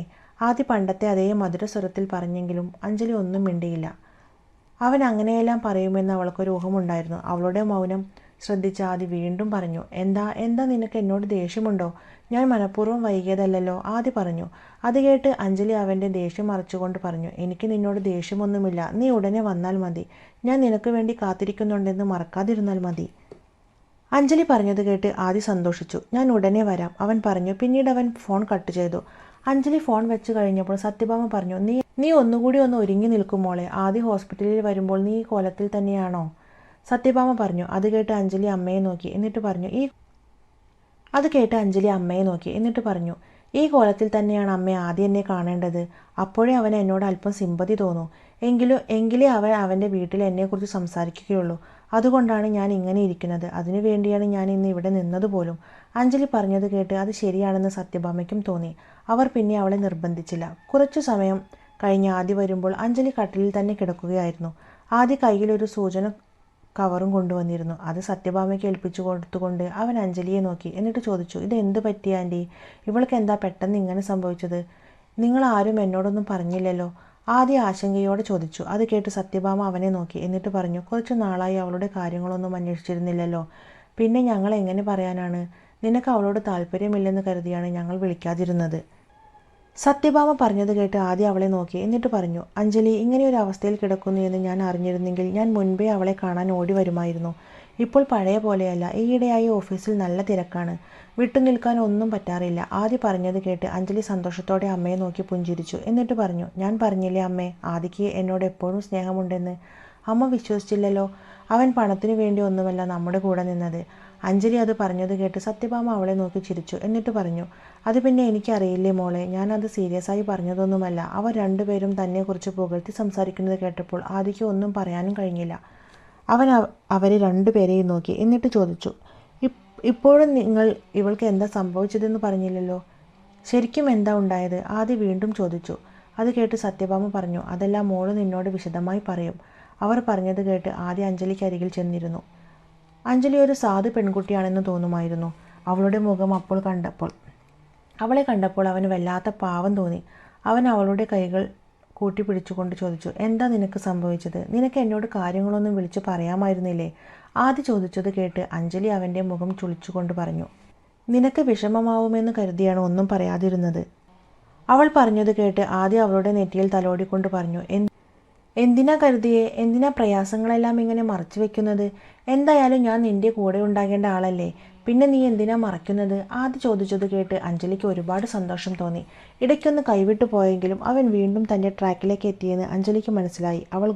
അവൾ മനസ്സിൽ നന്നായി ഒന്ന് ചിരിച്ചു. അധ്യായം 299. അഞ്ജലിയും ആദിയും. അഞ്ജലിയുടെ ദയനീയത കണ്ട് ആദിയുടെ ഹൃദയം ഉരുകി. അയാൾക്ക് വല്ലാത്ത വേദന തോന്നി. അതേസമയം അവളെ നേരത്തെ കാണാൻ വരാത്തതിൽ അയാൾക്ക് സ്വയം കുറ്റപ്പെടുത്തിക്കൊണ്ടിരുന്നു. ഇത് അവനെ സംബന്ധിച്ചിടത്തോളം വളരെ വിഷമമുള്ളൊരു കാര്യമായിരുന്നു. അവൻ്റെ മുഖത്തെ ഭാവമാറ്റങ്ങൾ ശ്രദ്ധിച്ച അഞ്ജലിക്ക് പക്ഷേ വളരെയധികം സന്തോഷം തോന്നി. ആദി തൻ്റെ കാര്യത്തിൽ വളരെയേറെ ശ്രദ്ധാലുവാണെന്ന് അവൾ മനസ്സിലാക്കി. അഞ്ജലിയും ആദിയും പരസ്പരം നോക്കി നിൽക്കുന്നത് കണ്ട് സത്യഭാമയ്ക്ക് അവിടെ നിന്നും എങ്ങനെയെങ്കിലും പുറത്തേക്ക് പോകാൻ തോന്നി. അവരെ രണ്ടുപേരെയും ഒറ്റയ്ക്ക് വിടാനായിരുന്നു അവളുടെ ഉദ്ദേശം. അതിനെന്തെങ്കിലും കാരണം കണ്ടെത്തണമെന്ന് ചിന്തിച്ചുകൊണ്ട് സത്യഭാമ ഇരുന്നു. അപ്പോൾ അവർക്കൊരു ബുദ്ധി തോന്നി. എനിക്ക് വീട്ടിൽ പോയിട്ട് കുറച്ച് കാര്യങ്ങൾ ചെയ്യാനുണ്ട്. അവരെ രണ്ടുപേരെയും ഒറ്റയ്ക്ക് വിടാനായിരുന്നു അവരുടെ ഉദ്ദേശം. അപ്പോൾ അവർക്കൊരു ബുദ്ധി തോന്നി. എനിക്ക് വീട്ടിൽ പോയിട്ട് കുറച്ച് കാര്യങ്ങൾ ചെയ്യാനുണ്ട്. ആദിക്ക് പോയിട്ട് എന്തെങ്കിലും തിരക്കുണ്ടോ? ഇല്ലെങ്കിൽ ഞാനൊന്ന് വീട്ടിൽ പോയി വരുന്നത് വരെ ഇവിടെ ഇരിക്കാമോ? സത്യഭാമ ചോദിച്ചു. അത് കേട്ട് അഞ്ജലിക്ക് അമ്മ അവിടെ നിന്ന് ഒഴിഞ്ഞു മാറാൻ ഒരു അവസരം നോക്കി നിൽക്കുകയാണെന്ന് തോന്നി. അവൾ അമ്മയെ നോക്കി പുഞ്ചിരിച്ചു. സത്യഭാമ മകളെയും നോക്കി. അത് കേട്ട് ആദ്യ തലയാട്ടി. അവന് സത്യത്തിൽ അതിനൊരു ബുദ്ധിമുട്ടും ഉണ്ടായിരുന്നില്ല. കാരണം അന്നത്തെ ദിവസം അവന് അത്ര വലിയ തിരക്കുകളൊന്നും ഉണ്ടായിരുന്നില്ല. അതുകൊണ്ട് തന്നെ അവൻ പറഞ്ഞു, ആയിക്കോട്ടെ ആൻറ്റി, ഞാൻ അഞ്ജലിയെ നോക്കിക്കോളാം. ആൻറ്റി പോയിട്ട് തിരക്കുകളൊക്കെ കഴിഞ്ഞ് പതിയെ വന്നാൽ മതി. എനിക്കിന്ന് പോയിട്ട് വേറെ തിരക്കൊന്നുമില്ല, ആദി പറഞ്ഞു. സത്യഭാമ അത് കേട്ട് പുഞ്ചിരിച്ചു. അവൻ വളരെ നല്ലൊരു മനുഷ്യനാണെന്ന് സത്യഭാമയ്ക്ക് തോന്നി. തൻ്റെ ബാഗുമെടുത്ത് ഹോസ്പിറ്റൽ മുറിയിൽ നിന്നും സത്യഭാമ ഇറങ്ങിയ നേരം ഒന്നുകൂടി ഒന്ന് തിരിഞ്ഞു നോക്കി. അഞ്ജലിയെയായിരുന്നു അവർ നോക്കിയത്. അഞ്ജലിക്ക് കാര്യം മനസ്സിലായി. അമ്മ മനഃപൂർവ്വം അവിടെ നിന്ന് പോകുന്നതാണെന്ന് അവൾക്ക് ഉറപ്പിച്ചു. അവൾ അത് മനസ്സിലാക്കിയ മട്ടിൽ തലയാട്ടി. സത്യഭാമ അവിടെ നിന്നും പോയപ്പോൾ ആദ്യം അഞ്ജലിയുടെ നേർക്ക് നോക്കി പറഞ്ഞു, നീ എന്നോട് ക്ഷമിക്കണം. നിന്റെ കാര്യം ഞാൻ അത്രയ്ക്കൊന്നും ശ്രദ്ധിച്ചില്ല. അതുകൊണ്ടാണ് ഈ കാര്യങ്ങളൊന്നും ഞാൻ അറിയാതിരുന്നത്. ഞാൻ ഡോക്ടറെ ചെന്ന് കണ്ട് നിന്റെ കാര്യങ്ങളെല്ലാം വരുന്ന വഴി സംസാരിച്ചിരുന്നു. അപ്പോൾ വലിയ കുഴപ്പമൊന്നുമില്ലെന്നാണ് പറഞ്ഞത്. എന്നാലും കുറച്ച് ദിവസങ്ങൾ കൂടി ഇവിടെ തുടരേണ്ടി വരുമെന്നും പറഞ്ഞു. നിനക്ക് കുഴപ്പമൊന്നുമില്ലല്ലോ അല്ലേ? ശരിക്കും നിനക്ക് എന്താ പറ്റിയത്? ആരാ ഇതിനു പിന്നിൽ? ആദ്യ ചോദിച്ചു. അവൻ്റെ മുഖത്ത് ദേഷ്യം പ്രകടമായിരുന്നു. അഞ്ജലി അപ്പോൾ സത്യമൊന്നും പറയാൻ തയ്യാറായില്ല. അവൾക്ക് ഇതെല്ലാം നീലിമ കാരണമാണെന്നാണ് പറയാനായിരുന്നു ആഗ്രഹം. അതുകൊണ്ട് കുറച്ചു സമയം മിണ്ടാതിരുന്ന ശേഷം അഞ്ജലി പറഞ്ഞു, ഇതിനെല്ലാം കാരണം എൻ്റെ സഹോദരിയാണ്. അവൾ കരഞ്ഞുകൊണ്ട് പറഞ്ഞു. അത് കേട്ടപ്പോൾ ആദ്യം ഞെട്ടി. അവൻ ഉടനെ അഞ്ജലിയെ സൂക്ഷിച്ചു നോക്കി. നീ എന്താ പറഞ്ഞത്? നീലിമയാണോ നിന്നോടിത് ചെയ്തത്? ശരിക്കും എന്താ സംഭവിച്ചത്? സത്യത്തിൽ നീലിമയെക്കുറിച്ച് പറഞ്ഞപ്പോൾ ആദിക്ക് ചെറിയൊരു വിഷമം തോന്നി. കാരണം അവളുടെ പേര് പോലും ഈയിടെയായി അവൻ ഓർക്കാറേയില്ല. നീലിമ എവിടെയായിരിക്കുമെന്നെല്ലാം ഇടയ്ക്ക് ഓർക്കാറുണ്ടായിരുന്നെങ്കിലും അവൻ അതെല്ലാം അഞ്ജലിയോട് മറച്ചു വയ്ക്കാറുണ്ടായിരുന്നു. അവൻ്റെ മനസ്സിൽ മുൻപത്തത്ര ദേഷ്യമൊന്നും ഇപ്പോൾ നീലിമയോടുണ്ടായിരുന്നില്ല. അതുകൊണ്ട് തന്നെ അവളുടെ പേര് പറഞ്ഞപ്പോൾ ഉള്ളിൽ എന്തെല്ലാമോ ഓർമ്മകൾ വന്ന് നിറയുന്നതായി അവന് തോന്നി. പക്ഷേ അഞ്ജലി ഇതൊന്നും ശ്രദ്ധിച്ചില്ല. അവളുടെ മുഖത്ത് ദേഷ്യമാണെന്നാണ് അഞ്ജലി കരുതിയത്. അവൾ ഉടനെ വീണ്ടും പറഞ്ഞു, ഞാൻ ഒന്നും പറയാതിരുന്ന ആളാ. നീലിമ പിന്നെയും ഒരുപാട് വട്ടം എന്നെ ഉപദ്രവിക്കാനൊക്കെ ശ്രമിച്ചിരുന്നു. അവൾ ഭൈരവ് എന്നൊരാളുമായി ചേർന്നിട്ടപ്പോൾ അവനാണ് ഇതിനെല്ലാം കാരണം. അവൻ എന്നെ അവൻ്റെ സ്വകാര്യ ക്ലബ്ബിൽ കൊണ്ടുപോയി ഉപദ്രവിച്ചു. എന്നെ ഈ അവസ്ഥയിലാക്കി. ഇത്തവണ ആദ്യം അത് കേട്ട് കൂടുതൽ ആശ്ചര്യപ്പെട്ടു. ഭൈരവോ? ഏത്? പ്രകാശ് ഗ്രൂപ്പിൻ്റെ ഉടമസ്ഥനോ? അയാൾക്ക് ചോദിക്കാതിരിക്കാൻ കഴിഞ്ഞില്ല. അവന് സത്യത്തിൽ ഭൈരവിനെ നേരിട്ട് അറിയില്ലെങ്കിലും ബിസിനസ് കാര്യങ്ങളെല്ലാം ഒരുവിധം അറിയുന്നത് കണ്ട് തന്നെ ആ ഭൈരവൻ പ്രമുഖനായ ഒരാളാണെന്ന് അവനറിയാമായിരുന്നു.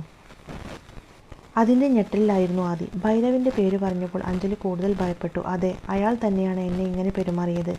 നീലിമ ഇപ്പോഴും അവൻ്റെ ഒപ്പമാണ്. അവരെല്ലാം ചേർന്നാണ് എന്നെ ഉപദ്രവിക്കാൻ കൂട്ടുനിന്നത്. ശരിക്കും അവൻ്റെ ആളുകൾ എന്നെ വല്ലാതെ ഉപദ്രവിച്ച് ഈ കോലത്തിലാക്കി. എനിക്ക് വേണ്ടി സംസാരിക്കാൻ പോലും ആരുമില്ലല്ലോ. പിന്നെ എന്തു ചെയ്യാനാ? അഞ്ജലി പാവം നടിച്ചുകൊണ്ട് പറഞ്ഞു. നീലിമയോടുള്ള അവൻ്റെ വെറുപ്പ് വർദ്ധിപ്പിക്കാൻ വേണ്ടിയാണ് അഞ്ജലി അപ്പോൾ അങ്ങനെ സംസാരിച്ചത്. അവൾ പ്രതീക്ഷിച്ചതുപോലെ ആദിയുടെ മുഖത്ത് ദേഷ്യം പ്രകടമായി. അയാൾ പല്ലു ഞെരിച്ചുകൊണ്ട് പറഞ്ഞു, ആ പെണ്ണിനെയും അവനെയും കയറി നിന്നെ എന്തിനാണ് അവൾ വീണ്ടും വീണ്ടും ഉപദ്രവിക്കുന്നത്? അല്ല, അവൾക്ക് ഭൈരവിനെ പോലുള്ള ആളുകളുമായി എങ്ങനെയാണ് ബന്ധം സ്ഥാപിക്കാൻ സാധിക്കുന്നത്? ഇത് വല്ലാത്ത കഷ്ടം തന്നെ. നീ അവളെ ഒരു തരത്തിലും ബുദ്ധിമുട്ടിപ്പിക്കാനൊന്നും പോകുന്നില്ലല്ലോ. പിന്നെ എന്തിനാ അവൾ ഇങ്ങനെ വീണ്ടും വീണ്ടും നിന്റെ പിന്നാലെ വരുന്നത്? ആദിയുടെ ദേഷ്യം കണ്ട് അഞ്ജലിക്ക് അവൻ്റെ ദേഷ്യം വീണ്ടും വീണ്ടും വർദ്ധിപ്പിക്കാൻ തോന്നി. അവൾ എരുതിയിൽ എണ്ണ ഒഴിക്കും പോലെ വീണ്ടും പറഞ്ഞു, എന്തുകൊണ്ടാണ് എൻ്റെ സഹോദരി ഇങ്ങനെ ആയതെന്ന് എനിക്കറിയില്ല ആദി. കുറച്ചു മുൻപ് അവൾ വിശ്വഗ്രൂപ്പിൻ്റെ ഉടമ സിദ്ധാർത്ഥ് വിശ്വയുടെ കൂടെയായിരുന്നു. അവൾ അവൻ്റെ കുട്ടിയെ ഗർഭം ധരിച്ചിരിക്കുകയാണെന്നും ഞാൻ കേട്ടു. അവൾ അവൻ്റെ കൂടെ വിവാഹിതനായിട്ട് താമസിക്കുക തന്നെയായിരുന്നു ഞാൻ കരുതിയത്. പക്ഷേ അയാൾ ഇപ്പോൾ മറ്റൊരാളെ വിവാഹം ചെയ്യാൻ പോവുകയാണ്.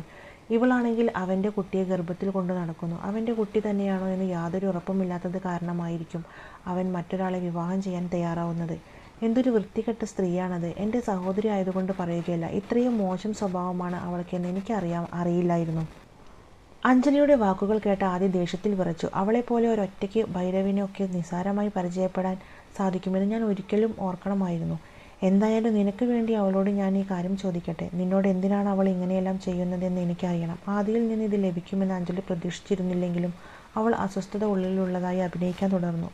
അവൾ ആദിയുടെ കയ്യിൽ മുറുകെ പിടിച്ച് കരയാൻ തുടങ്ങി. അയ്യോ, നീ അവരുമായിട്ടൊന്നും ഏറ്റുമുട്ടാൻ പോകരുത്. അവരെല്ലാം വളരെ മോശക്കാരാണ്. മാത്രമല്ല, നീലിമ എവിടെയാണെന്ന് പോലും എനിക്കറിയില്ലെന്ന് ഞാൻ പറഞ്ഞില്ലേ ആദി. അവളെ അന്വേഷിച്ചു ചെന്ന് എന്തെങ്കിലും പ്രശ്നത്തിൽ ചെന്ന് ചാടിയാൽ ഞാൻ തനിച്ചായി പോകില്ലേ ആദി. നിന്നെ അവരൊരു പ്രശ്നത്തിൽപ്പെടുത്തി ഞാൻ ആഗ്രഹിക്കുന്നില്ല, അഞ്ജലി സ്നേഹം നടിച്ചുകൊണ്ട് പറഞ്ഞു. അതെല്ലാം ആദി വിശ്വസിക്കുകയും ചെയ്തു. അവൾക്ക് തന്നോട് എത്രമാത്രം സ്നേഹമുണ്ടെന്ന് അവൻ ചിന്തിച്ചു. ഈ പെണ്ണിനെയാണല്ലോ ഞാൻ ഇത്രയും കാലം ഒന്ന് അന്വേഷിക്കുക പോലും ചെയ്യാതിരുന്നത് എന്നാലോചിച്ചപ്പോൾ അവന് വീണ്ടും കുറ്റബോധം തോന്നി. അവൻ അവളുടെ മുഖം പിടിച്ചുയർത്തി. അവൻ്റെ കണ്ണുകൾ ദേഷ്യവും കണ്ണീരും കൊണ്ട് ചുവന്നിരുന്നു. അയാൾക്ക് അഞ്ജലിയെ മൃദുവായി ആശ്വസിപ്പിക്കാതിരിക്കാൻ കഴിഞ്ഞില്ല. അഞ്ജലി, വിഷമിക്കേണ്ട. ഞാൻ എന്താണ് ചെയ്യുന്നതെന്ന് എനിക്കറിയാം. അവർക്ക് എന്നെ ഒന്നും ചെയ്യാൻ കഴിയില്ല. ഞാൻ പോയിട്ട് നിനക്ക് നീതി തേടിത്തരും. എന്നെ അവർ ഒന്നും ചെയ്യാൻ പോകുന്നില്ല. നീ ആ കാര്യത്തിൽ പേടിക്കേണ്ട കാര്യവുമില്ല. എനിക്കും അത്യാവശ്യം ഹോൾഡും ഉണ്ടെന്ന് അറിയാമല്ലോ. അഞ്ജലി അത് കേട്ട് ആദിയുടെ കയ്യിൽ മുറുകെ പിടിച്ചു. ഇല്ല ആദി, ഞാൻ നിന്നെ പോകാൻ അനുവദിക്കില്ല.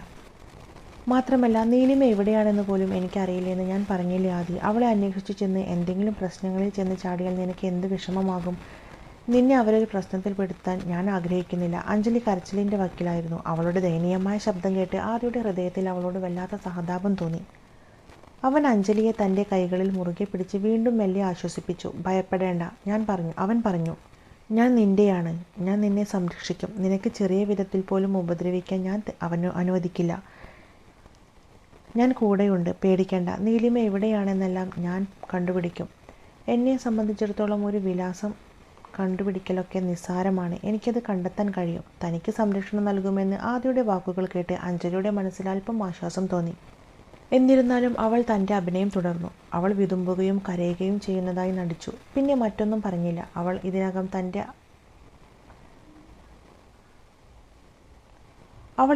തന്നെ അവളുടെ ലക്ഷ്യം നേടിയിരുന്നു. അപ്പോഴും കരയുന്ന അഞ്ജലിയെ ആദ്യ ക്ഷമയോടെ ആശ്വസിപ്പിച്ചുകൊണ്ടിരുന്നു. അവൻ്റെ കണ്ണുകളിൽ സങ്കടം വ്യക്തമാകുന്നുണ്ടെന്നായിരുന്നു ആദ്യം അപ്പോൾ ചിന്തിച്ചത് നീലിമയെക്കുറിച്ചായിരുന്നു. അവനും നീലിമയും തമ്മിൽ കുട്ടിക്കാലം മുതലുള്ള ബന്ധമാണ്. എന്നിട്ടും അവളൊരു സമയത്ത് അവനെ ചതിക്കുകയാണ് ചെയ്തത്.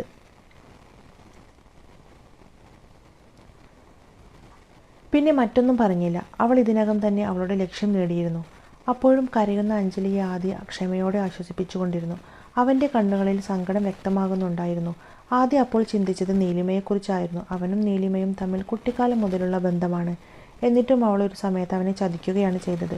ആ സമയങ്ങളിലെല്ലാം അവൻ്റെ കൂടെ നിന്നത് അഞ്ജലി മാത്രമാണ്. അതോർത്തപ്പോൾ അവൻ അഞ്ജലിയോടുള്ള സ്നേഹം വർദ്ധിച്ചു. നീലിമ തന്നെ ഒരിക്കലും സ്നേഹിച്ചിട്ടില്ലെന്ന് അവൻ അപ്പോൾ മനസ്സിലാക്കാൻ സാധിച്ചു.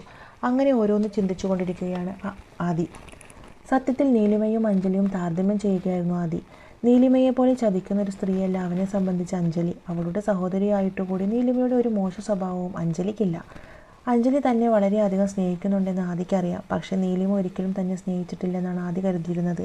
അവൻ അങ്ങനെ ഓരോന്നും ചിന്തിച്ചുകൊണ്ട് നീലിമയെയും അഞ്ജലിയെയും താരതമ്യം ചെയ്യാൻ തുടങ്ങി. അപ്പോഴെല്ലാം അവൻ്റെ മനസ്സിൽ അഞ്ജലിയോടുള്ള സ്നേഹം വർദ്ധിച്ചു വരികയാണ് ചെയ്തത്. ഇപ്പോൾ നീലിമ അഞ്ജലിയെ ഇങ്ങനെ ഉപദ്രവിക്കുന്നത് തന്നെ താനുമായുള്ള അടുപ്പം കാരണമായിരിക്കാമെന്ന് ആദി തെറ്റിദ്ധരിച്ചു. സത്യമൊന്നും അറിയാത്തതുകൊണ്ട് തന്നെ അവൻ കരുതിയിരുന്നത് നീലിമ ഒരു മോശ സ്വഭാവമുള്ള പെണ്ണാണെന്ന് തന്നെയായിരുന്നു. അഞ്ജലിയെ ഇങ്ങനെ ഉപദ്രവിക്കുന്നതിന് നീലിമയോട് ചെന്ന് പറയണമെന്ന് തന്നെ ആദി തീരുമാനിച്ചു. അവസാനം കണ്ടതിന് ശേഷം നീലിമയെ അവൻ കണ്ടിട്ടേയില്ല. പക്ഷേ ഇപ്പോൾ കാണേണ്ട ഒരു സാഹചര്യം വന്നിരിക്കുകയാണ്. ഇതിനെക്കുറിച്ച് ആലോചിച്ച് ആദി സ്വയം ദൃഢനിശ്ചയം ചെയ്തു. നീലിമയെ കണ്ട് കാര്യങ്ങൾ പരിഹരിക്കാൻ അവൻ തീരുമാനിച്ചു. ഇതിനിടയിൽ അഞ്ജലി അവൻ്റെ കൈകളിൽ കരഞ്ഞു തളർന്നു ഉറങ്ങിപ്പോയതായി നടിച്ചു. ആദി കട്ടിലിൽ അവളുടെ അരികിൽ കുറച്ചുനേരം ഇരുന്നു. പിന്നെ നീലിമയുമായി ബന്ധപ്പെട്ട കാര്യങ്ങൾ ഓർത്തപ്പോൾ തന്നെ അവന് പോകാൻ തിടുക്കം കൂട്ടി. അഞ്ജലി ഉണരും മുൻപേ നീലിമയെ കാണുമെന്ന് ആദി തീരുമാനിച്ചിരുന്നു. അവൻ ഹോസ്പിറ്റലിൽ ഒരു നേഴ്സിൻ്റെ കാര്യങ്ങൾ പറഞ്ഞ് ഏൽപ്പിച്ച ശേഷമാണ് അവിടെ നിന്നും പോയത്. ആദി പോയി കഴിഞ്ഞപ്പോൾ അഞ്ജലി കണ്ണു തുറന്നു. അവളുടെ മുഖത്തൊരു പുഞ്ചിരി വിടർന്നു. അവൾക്കുള്ളിൽ നല്ല സുഖം തോന്നി. എന്തായാലും ആദ്യം നീലിമയെ ചെന്ന് കാണുമെന്നും സംസാരിക്കുമെന്നും അവൾക്ക് തോന്നി. അവൾ അങ്ങനെ ഓരോന്ന് ഓർത്തുകൊണ്ട് കിടന്നു. അന്നത്തെ വൈകുന്നേരം സിദ്ധാർത്ഥിൻ്റെ വീട്ടിലെ എല്ലാവരും തിരക്കിലായിരുന്നു. വിവാഹത്തിന് ഇനി അധികം ദിവസങ്ങളില്ല. മല്ലിക അശ്വിനെ പരിപാലിക്കുന്നതിൽ ശ്രദ്ധ കേന്ദ്രീകരിച്ചു. അവൾക്ക് സിദ്ധാർത്ഥിൻ്റെയും ലാവണ്യയുടെയും വിവാഹത്തിൽ വലിയ താല്പര്യമൊന്നും ഉണ്ടായിരുന്നില്ല. അവരെ സംബന്ധിച്ചിടത്തോളം നീലിമ മാത്രമാണ് സിദ്ധാർത്ഥിൻ്റെ പങ്കാളി. സിദ്ധാർത്ഥിനെ സംബന്ധിച്ചും വലിയ സന്തോഷമൊന്നും ഉണ്ടായിരുന്നില്ല. അവനും നീലിമയെ വല്ലാതെ മിസ് ചെയ്യുന്നുണ്ടെങ്കിലും അവൻ അത് പുറമെ പ്രകടിപ്പിച്ചില്ല. കഴിഞ്ഞ ദിവസം വിവാഹ പ്രഖ്യാപനം ഉണ്ടായതൊഴിച്ചാൽ ഇതുവരെ മറ്റൊരു കാര്യവും അവൻ ചെയ്തിരുന്നില്ല. മറുവശത്ത് അവൻ്റെ മാതാപിതാക്കളായ വിശ്വനാഥനും ഗീതയും വിവാഹ വാർത്ത കേട്ടപ്പോൾ വളരെ സന്തോഷത്തിലായിരുന്നു. വിവാഹ ചർച്ചകൾക്കായി അവർ സിദ്ധാർത്ഥിനെ കാണാൻ നേരിട്ടെത്തിയിരുന്നെങ്കിലും അവസാനം സിദ്ധാർത്ഥ് അവരെ പറഞ്ഞയച്ചു. അവനിൽ അമിതമായ സമ്മർദ്ദം ചെലുത്താൻ ശ്രമിച്ചാൽ അവൻ വിവാഹം റദ്ദാക്കുമെന്ന് മാതാപിതാക്കൾ ആശങ്കാകുലരായിരുന്നു. അതിനാൽ അവർ വലിയ പ്രശ്നങ്ങളൊന്നും ഉണ്ടാക്കാതെ അവിടെ നിന്നും പോയി. വിവാഹത്തിന് ശേഷം എല്ലാം ശരിയാകുമെന്ന് അവർ കരുതി. അപ്പോഴും അശ്വിൻ സിദ്ധാർത്ഥിൻ്റെ മകനാണെന്ന് അവർക്ക് അറിയില്ലായിരുന്നു. കഴിഞ്ഞ കുറച്ച് ദിവസങ്ങളായി ഓഫീസിൽ ഔദ്യോഗിക കാര്യങ്ങളിൽ തിരക്കിലായിരുന്നു സിദ്ധാർത്ഥ്. ജോലി കഴിഞ്ഞ് വീട്ടിലെത്തിയ ഉടൻ അവൻ അശ്വിനൊപ്പം ഒരല്പസമയം ചെലവഴിക്കുമെന്നല്ലാതെ മറ്റൊന്നിലും താല്പര്യം ഉണ്ടായിരുന്നില്ല. ഇതിനിടയിൽ ലാവണ്യ അവനെ കാണാൻ ശ്രമിക്കുമ്പോൾ എല്ലാം അവൻ ഒഴിഞ്ഞു മാറിക്കൊണ്ടിരുന്നു. വീട്ടിലേക്ക് ലാവണ്യ വന്നപ്പോൾ അവൻ്റെ സെക്യൂരിറ്റി അവളെ അകത്തേക്ക് കടത്തിവിട്ടതുമില്ല. പിന്നീട് അവൾ 1-2 വട്ടം കൂടി അവനെ കാണാൻ കയറി വരാൻ ശ്രമിച്ചെങ്കിലും അപ്പോഴെല്ലാം അവർ അവളെ തിരിച്ചയക്കുകയാണ് ചെയ്തത്. മനീഷ് ഇതെല്ലാം കാണുകയും അതിൻ്റെ പിന്നിലെ കാരണങ്ങൾ സ്വാഭാവികമായും മനസ്സിലാക്കുകയും ചെയ്തിരുന്നു. അവൻ ഒന്നും പറയാതെ സിദ്ധാർത്ഥിൻ്റെ അരികിൽ തന്നെ നിന്നു. അവൻ എപ്പോഴും സിദ്ധാർത്ഥിനെ പിന്തുണയ്ക്കുകയും അവൻ്റെ നിർദ്ദേശങ്ങൾ നടപ്പിലാക്കുകയും ചെയ്തു. ക്രമേണ ആ മാളികയിലെ ശാന്തമായ സായാഹ്നം രാത്രിയിലേക്ക് വഴിമാറി. സിദ്ധാർത്ഥും മനീഷും ഏർപ്പെട്ടിരുന്ന ജോലികൾ പൂർത്തിയാക്കി. മനീഷ് പോകാനൊരുങ്ങുമ്പോൾ പെട്ടെന്ന് സിദ്ധാർത്ഥ് സംസാരിക്കുന്നത് അവൻ കേട്ടു. നീലിമയെക്കുറിച്ച് എന്താ ന്യൂസ് ഉള്ളത്? അവൻ ചോദിച്ചു. മനീഷ് തല താഴ്ത്തി. സർ, അത് അവൻ പറഞ്ഞു. നീലിമ മാഡവും ഭൈരവും ഒരുമിച്ചാണ് ഉള്ളതെന്നും അവർ ഈ വിവാഹം മുടക്കാൻ എന്തൊക്കെയോ പ്ലാൻ ചെയ്യുന്നുണ്ടെന്നുമാണ് അവസാനം ഡിറ്റക്റ്റീവ് വഴി അറിഞ്ഞ വാർത്ത. സിദ്ധാർത്ഥിൻ്റെ മുഖത്ത് ഞെട്ടലൊന്നും പ്രകടമായില്ല. അവൻ അത് പ്രതീക്ഷിച്ചിരുന്നതുപോലെ തലയാട്ടി. ശരി, ഈ വിഷയത്തിൽ സിദ്ധാർത്ഥ് എത്രമാത്രം ഉത്കണ്ഠാകുലനാണെന്ന് മനീഷിന് മനസ്സിലാക്കി. ശരി സർ, വിഷമിക്കേണ്ട. നമുക്ക് എന്തായാലും തെറ്റൊന്നും പറ്റില്ല, അവൻ പറഞ്ഞു. സിദ്ധാർത്ഥ് അത് കേട്ട് തലയാട്ടി. അവൻ മനീഷിനോട് പോകാനായി ആംഗ്യം കാണിച്ചു. മനീഷ് അപ്പോൾ ഒന്നും പറയാതെ അവിടെ നിന്നും പിന്മാറി. കുറച്ചു നേരം ആ മുറിയിൽ നിശബ്ദത തളം കെട്ടി നിന്നു. സിദ്ധാർത്ഥ് എന്തോ ആലോചിച്ചു കൊണ്ടിരുന്നു. അധ്യായം 300. ഭൈരവിൻ്റെ മാറ്റം. ഇതേ സമയം നീലിമ മറ്റെന്തോ ചിന്തയിലായിരുന്നു. അവളുടെ ഹൃദയത്തിന് വല്ലാത്തൊരു ഭാരം അനുഭവപ്പെട്ടു. പെട്ടെന്ന് അവളുടെ ഫോൺ റിങ് ചെയ്തു. അപരിചിതമായൊരു നമ്പറായിരുന്നു അത്. നീലിമ വീണ്ടും ആ നമ്പർ പരിശോധിച്ചു. അത് പരിചിതമായ ഒരു നമ്പറാണെന്ന് എന്തുകൊണ്ടോ അവൾക്ക് തോന്നി. പക്ഷേ മുൻപ് എവിടെയാണ് അത് കണ്ടതെന്ന് അവൾക്ക് തിരിച്ചറിയാൻ കഴിഞ്ഞില്ല. ആ കോൾ എടുക്കുന്നതിനു മുൻപ് അവൾ ഒരു നിമിഷം എന്തോ ആലോചിച്ചു നിന്നു. എന്നിട്ട് പിന്നെ ആ കോൾ അറ്റൻഡ് ചെയ്തു. ഹലോ, നീലിമയാണോ? ഇതാരാ? അവൾ വിനയത്തോടെ പറഞ്ഞു. ഹലോ, മറുവശത്ത് പറഞ്ഞു. അവൻ്റെ ശബ്ദത്തിൽ അവജ്ഞതയും നീരസവും നിറഞ്ഞിരുന്നു. നീലിമ ചെറുതായി വിഷമിച്ചു. അവൾക്ക് ആ ശബ്ദം എവിടെയോ കേട്ടതുപോലെ തോന്നി. അത് ആദിദേവാണോ ഇത്? അവൾ ചോദിച്ചു. കുറച്ചുനേരം അവളുടെ നിശബ്ദത തളം കെട്ടി നിന്നു. ഓ, അപ്പോൾ നീ ഇപ്പോഴും എൻ്റെ പേരും എൻ്റെ ശബ്ദവും ഓർക്കുന്നുണ്ടല്ലേ? ഒരിക്കൽ പരിചിതമായിരുന്ന ഈ ശബ്ദം വീണ്ടും കേട്ടപ്പോൾ നീലിമയുടെ ഹൃദയത്തിലെ വികാരങ്ങൾ ഒരു നിമിഷത്തേക്ക് സങ്കീർണമായി. നമ്മൾ തമ്മിൽ സംസാരിച്ചിട്ട് എത്ര നാളായി? ആദി ചോദിച്ചു. നീലിമ അതിന് മറുപടി പറഞ്ഞില്ല. അവൾക്ക് അവനോട് സംസാരിക്കാൻ തന്നെ തോന്നിയില്ല. എങ്കിലും അവൾ ഫോൺ കട്ട് ചെയ്യുന്നുമില്ല. ഒരു ദീർഘനിശ്വാസം വിട്ട് അവൾ ചോദിച്ചു. എന്തിനാ വിളിച്ചത്? എന്തെങ്കിലും ആവശ്യമുണ്ടോ? അവൻ ശാന്തമായി ചോദിച്ചു. ആദി ചിരിച്ചു. എന്താ, നീ ഇപ്പോൾ സമ്പന്നയായിട്ട് ഇപ്പോൾ ഞങ്ങളെയൊക്കെ അവജ്ഞതയോടെയാണോ കാണുന്നത്? അതുകൊണ്ടാണ് നീ എന്നോട് സംസാരിക്കുന്നത്, അവൻ പരുഷമായി പറഞ്ഞു. നീലിമയ്ക്ക് അത് കേട്ട് ദേഷ്യം തോന്നി. നീ എത്ര വൃത്തികെട്ട സ്ത്രീയാണെന്ന് എനിക്കറിയില്ലായിരുന്നു. നീലിമ ഉടൻ മുഖം ചുളിച്ചുകൊണ്ട് പറഞ്ഞു. എന്നെ അധിക്ഷേപിക്കാനാണോ നീ എന്നെ വിളിച്ചത്? എനിക്കിതിനൊന്നും ഇപ്പോൾ സമയമില്ല. അപ്പോൾ ശരി. അങ്ങനെ സംസാരിച്ചു തീർന്നതിനു ശേഷം അവൾ ആ ഫോൺ കട്ട് ചെയ്തു. ആദിയിൽ നിന്ന് ഒരക്ഷരം കൂടുതൽ കേൾക്കാൻ അവൾ ആഗ്രഹിച്ചില്ല. അവൾ അങ്ങനെ ഓരോന്ന് ആലോചിച്ചുകൊണ്ട് ഫോൺ താഴെ വെക്കാൻ ഒരുങ്ങിയപ്പോൾ പെട്ടെന്ന് ആദിയുടെ ഒരു വോയിസ് മെസ്സേജ് അവൾക്ക് കിട്ടി. അവൾ ഉടനെ അത് ഓപ്പൺ ചെയ്തു നോക്കി. നീലിമ, നീ ഉടനെ ആ ഭൈരവിൻ്റെ വീട്ടിൽ നിന്ന് ഇറങ്ങി എൻ്റെ അടുത്തേക്ക് വരണം. എനിക്ക് നിന്നെ കാണണം ഉടനെ. നീ വന്ന് കണ്ടില്ലെങ്കിൽ നീ ഖേദിക്കും. നീലിമ അത് കേട്ട് സ്തംഭിച്ചു നിന്നു. അവൻ എന്തിനാണ് ഇങ്ങനെയൊക്കെ പറയുന്നത്? അവൾക്ക് മനസ്സിലായില്ല. ആദിയുടെ മെസ്സേജ് വീണ്ടും വീണ്ടും കേട്ട് നോക്കി നീലിമ മുഖം ചുളിച്ചു. അവളുടെ ഓർമ്മയിൽ ആദി പണ്ടൊരു നല്ല മനുഷ്യനായിരുന്നു, വളരെ സ്വാദു. അതുമാത്രമല്ല സുന്ദരനായൊരു വ്യക്തിയുമായിരുന്നു. ഒരിക്കൽ അവൾ അവനെ അഗാധമായി സ്നേഹിച്ചിരുന്നു. എപ്പോഴാണ് അവൻ ഇത്രയും ക്രൂരനായത്? അവൾ അത്ഭുതപ്പെട്ടു. അവൾ തൻ്റെ ഫോൺ മാറ്റിവെച്ച് ആദിയുടെ ഭീഷണി അവഗണിക്കാൻ തീരുമാനിച്ചു. കാര്യങ്ങൾ കൂടുതൽ സങ്കീർണമാക്കാൻ അവൾക്ക് ആഗ്രഹമുണ്ടായിരുന്നില്ല. അവൾക്ക് ഇതിനകം തന്നെ എല്ലാം കൊണ്ടും മതിയായിരുന്നു. പഴയ ആളുകളുമായി സൗഹൃദം സ്ഥാപിക്കാൻ അവൾക്ക് താല്പര്യമുണ്ടായിരുന്നില്ല. അധികം താമസിയാതെ ആദിയിൽ നിന്ന് മറ്റൊരു വോയിസ് മെസ്സേജ് കൂടി വന്നു. അത് ഇങ്ങനെയായിരുന്നു: നീലിമ, ഞാൻ പറയുന്നത് നീ ചെയ്യുന്നതാണ് നല്ലത്, അല്ലെങ്കിൽ നാളെ സിദ്ധാർത്ഥിൻ്റെ കല്യാണ സമയത്ത് നീ നാണം കെടും. അവൻ പറഞ്ഞു നിർത്തി. അതേസമയം നീലിമയുടെ മറുപടിക്കായി ആദി കാത്തിരിക്കുന്നു. ആ സന്ദേശം അയച്ചതിനു ശേഷം അവൻ്റെ അവസ്ഥ കുറച്ച് മോശമായിരുന്നു. നീലിമ മറുപടി അയക്കുമെന്ന് അവൻ പ്രതീക്ഷിച്ചിരുന്നു. എന്നാൽ നീലിമ ഉത്തരമൊന്നും നൽകിയില്ല. അവൾ മറുപടി അയക്കാത്തതിൽ അവന് നല്ല നീരസവും ഉണ്ടായിരുന്നു. അവൾ ഭൈരവിൻ്റെ കൂടെ താമസിക്കുന്നത് അവന് ഇഷ്ടമല്ലായിരുന്നു. എന്നാലും അവളോട് അതിനെക്കുറിച്ച് ചോദിക്കാൻ അവകാശമില്ലാത്തത് കൊണ്ടാണ് അവൻ നിസ്സംഗത പാലിച്ചത്. ഭൈരവ് അവളെ കൂടെ താമസിപ്പിച്ചത് അവൻ എന്തോ നേട്ടമുള്ളത് കൊണ്ടാണ് എന്നാണോ ആദി വിശ്വസിച്ചത്? നീലിമയും ഭൈരവും തമ്മിലുള്ള ബന്ധത്തെക്കുറിച്ച് ആദിയുടെ ധാരണ ഇങ്ങനെയായിരുന്നെങ്കിലും സത്യത്തിൽ അത് അങ്ങനെ അല്ലായിരുന്നു. നീലിമ ഇപ്പോൾ ചിന്തിച്ചത് മറ്റൊന്നായിരുന്നു. സിദ്ധാർത്ഥിൻ്റെ വിവാഹത്തിൽ ആദി കാരണം ഒരു പ്രശ്നവും വരരുതെന്ന് അവൾക്ക് ആഗ്രഹമുണ്ടായിരുന്നു. ആദി എന്തോ പ്ലാൻ ചെയ്യുന്നുണ്ടെന്ന് അവൾക്ക് തോന്നി. ഇതിനെക്കുറിച്ച് ആലോചിക്കുമ്പോൾ നീലിമയുടെ ഹൃദയം വേദന കൊണ്ട് നിറഞ്ഞു. ആദിയോട് വിട്ടുവീഴ്ച ചെയ്യുകയല്ലാതെ വേറെ വഴിയില്ലെന്ന് അവൾക്ക് മനസ്സിലായി. ആദിയെ ഒടുക്കം തിരിച്ചു വിളിക്കാൻ തന്നെ അവൾ തീരുമാനിച്ചു. പക്ഷേ ആദ്യം അവൾ ഒരു നിമിഷം മടിച്ചു. പിന്നെ രണ്ടും കൽപ്പിച്ച് വിളിച്ചു. ആദി, നീ എന്താ ചെയ്യാൻ ഉദ്ദേശിക്കുന്നത്? അവൾ ചോദിച്ചു. അവളുടെ ശബ്ദം വിറയ്ക്കുന്നുണ്ടായിരുന്നു. നമുക്കിടയിൽ ഒന്നുമില്ലല്ലോ, പിന്നെ എന്തിനാ നീ എൻ്റെ ജീവിതത്തിൽ ഇടപെടുന്നത്? നീലിമയുടെ സംസാരം കേട്ടപ്പോൾ ആദിക്ക് അവൾ പേടിച്ചെന്ന് മനസ്സിലായി. ശരിയാണ്, നമ്മൾ തമ്മിൽ യാതൊരു ബന്ധവുമില്ല. നിന്നെപ്പോലെയുള്ള ഒരാളുമായി എനിക്ക് ബന്ധമുണ്ടാക്കിയിട്ട് എൻ്റെ ജീവിതം അലങ്കോലമാക്കാൻ ഞാൻ ആഗ്രഹിക്കുന്നില്ല. അവൻ അവളെ പരിഹസിച്ചു. നീലിമയ്ക്ക് അത് കേട്ട് വല്ലാത്ത ദേഷ്യം തോന്നി. ആദിയോട് നല്ല മറുപടി പറയാനും അവൾ ശരിക്കും ആഗ്രഹിച്ചു. എന്നാൽ അവൻ ഉയർത്തിയ ഭീഷണിയെക്കുറിച്ച് അവൾ ഓർത്തു. അവൾ വിട്ടുവീഴ്ച തിരഞ്ഞെടുത്തു. ആദി വീണ്ടും പറഞ്ഞു. എന്താ നീ ഒന്നും പറയാത്തത്? നിനക്ക് എന്താടി തിരക്കാണോ? ഞാൻ പറയുന്നത് കേൾക്കാൻ പോലും നിനക്കിപ്പോൾ സമയമില്ലേ? നീലിമയോട് ആദി ചോദിച്ചു. ആദി ഓവറാകരുത്, അതിര് കടക്കരുത് നീ. എനിക്ക് പുതിയ പ്രശ്നങ്ങൾ ഉണ്ടാക്കാനൊന്നും താല്പര്യമില്ല. വെച്ചിട്ട് പോവെന്ന് ഞാൻ പറയാത്തത് എൻ്റെ മര്യാദ, അവൾ ശാന്തമായി പറഞ്ഞു. നിനക്കറിയില്ലേ എൻ്റെ സംസാരം? എന്നോട് അഞ്ജലി നിന്നെക്കുറിച്ച് ചിലത് പറഞ്ഞു. നീ അവളെ ശല്യപ്പെടുത്തിയെന്നൊക്കെ. അതെന്തിനാ? അവൾ നുണ പറയില്ല, അവൻ പറഞ്ഞു. നീലിമയ്ക്ക് അവൻ എന്താണ് പറയുന്നതെന്ന് പോലും മനസ്സിലായില്ല. എങ്കിലും അവൾ ക്ഷമ കാണിച്ചു. ആദ്യ സത്യത്തിൽ അത്രയൊന്നും സംസാരിക്കണമെന്ന് കരുതിയിരുന്നില്ല. നീലിമയോട് മാപ്പ് പറയണമെന്ന് ആദ്യം എപ്പോഴും ആഗ്രഹിച്ചിരുന്നു. നീലിമ സിദ്ധാർത്ഥിനൊപ്പമായിരുന്നപ്പോൾ അയാൾക്ക് അസൂയ തോന്നിയിരുന്നു. അവൻ അതുകൊണ്ട് ദേഷ്യം കൂടി. നീലിമ, അവസാനമായി ഞാൻ ഒരിക്കൽ കൂടി പറയാം, എന്നെ കാണാൻ വേഗം വരാൻ നോക്ക്, അല്ലെങ്കിൽ കളി മാറും. ആദിയുടെ ഈ പെരുമാറ്റത്തിൽ നിന്ന് തന്നെ ഒരു കെണിയിൽ വീഴ്ത്താനാണ് അവൻ ഉദ്ദേശിക്കുന്നതെന്ന് നീലിമയ്ക്ക് തോന്നി. അവൾക്ക് അവൻ്റെ അടുത്ത് പോകുക അസാധ്യമായിരുന്നു. പക്ഷെ പോകാതിരിക്കുകയും അതുപോലെ തന്നെ അസാധ്യമായിരുന്നു. നീലിമയ്ക്ക് ആകെ കൂടി തലവേദന തോന്നി തുടങ്ങി. ആദി വീണ്ടും എന്തൊക്കെയോ പറയുന്നുണ്ടായിരുന്നു. ഒടുക്കം ക്ഷമ കെട്ടപ്പോൾ നീലിമ പറഞ്ഞു. മിസ്റ്റർ ആദിദേവ്, നീ ഇപ്പോൾ പറഞ്ഞതിനൊക്കെ എനിക്ക് മറുപടിയില്ല എന്ന് തന്നെയല്ലേ? ഞാൻ മിണ്ടാതിരിക്കുന്നത് എൻ്റെ മാന്യത കൊണ്ടാണെന്നും ഞാൻ പറഞ്ഞല്ലോ. പിന്നെ നീ നേരത്തെ പറഞ്ഞല്ലോ ഞാൻ ഭൈരവിൻ്റെ വീട്ടിലാണെന്ന്. അപ്പോൾ അറിയാമല്ലോ എൻ്റെ പിറകിൽ അവനുണ്ടെന്ന്. നീ ഇപ്പോൾ പറഞ്ഞതൊക്കെ അവൻ അറിഞ്ഞാൽ എന്ത് സംഭവിക്കുമെന്നറിയാമോ? അവൾ ശാന്തമായി പറഞ്ഞു. നീലിമ വാശിയിലായിരുന്നു. ആദിക്ക് പെട്ടെന്ന് മറുപടി പറയാൻ കഴിഞ്ഞില്ല. കാരണം ഭൈരവ് ആരാണെന്ന് അവനറിയാം. ആദ്യ അസ്വസ്ഥനാണെന്ന് അവൾക്ക് വ്യക്തമായി. ഭൈരവിൻ്റെ ബന്ധങ്ങൾ ബിസിനസ് ലോകത്ത് എല്ലാവർക്കും അറിയാമായിരുന്നു. അവൻ്റെ രീതികൾ തീർച്ചയായും ക്രൂരമായിരിക്കുമെന്നും എല്ലാവർക്കും അറിയാമായിരുന്നു. ആദ്യ ശരിക്കും ഭൈരവിനെ നേരിടാൻ ശ്രമിച്ചാൽ അതിൻ്റെ അനന്തരഫലങ്ങൾ അസഹനീയമായിരിക്കും. ഒരുപക്ഷെ അവൻ്റെ കുടുംബത്തിനു പോലും അതിൽ നിന്ന് രക്ഷപ്പെടാൻ സാധിക്കില്ലെന്ന് അവൻ ചിന്തിച്ചു. നീലിമയെ ഭീഷണിപ്പെടുത്തുന്നത് തുടരാൻ ആഗ്രഹിച്ച ആദ്യ പെട്ടെന്ന് നിരാശനായി. അവൻ്റെ വാക്കുകൾ തൊണ്ടയിൽ കുടുങ്ങി. എന്നാൽ പൂർണ്ണമായും ആ ലക്ഷ്യം ഉപേക്ഷിക്കാൻ അവൻ തയ്യാറായില്ല. നീലിമ, നീ ഒരു നിർകൃഷ്ട ജീവിയാണ്. എനിക്ക് നിന്നോട് വെറുപ്പാണ്. നിനക്ക് ഞാൻ ആരാണെന്ന് അറിയിച്ചു തരാം. നീ കാത്തിരിക്കുക. അതും പറഞ്ഞ് ആദ്യം ദേഷ്യത്തോടെ ഫോൺ കട്ട് ചെയ്തു.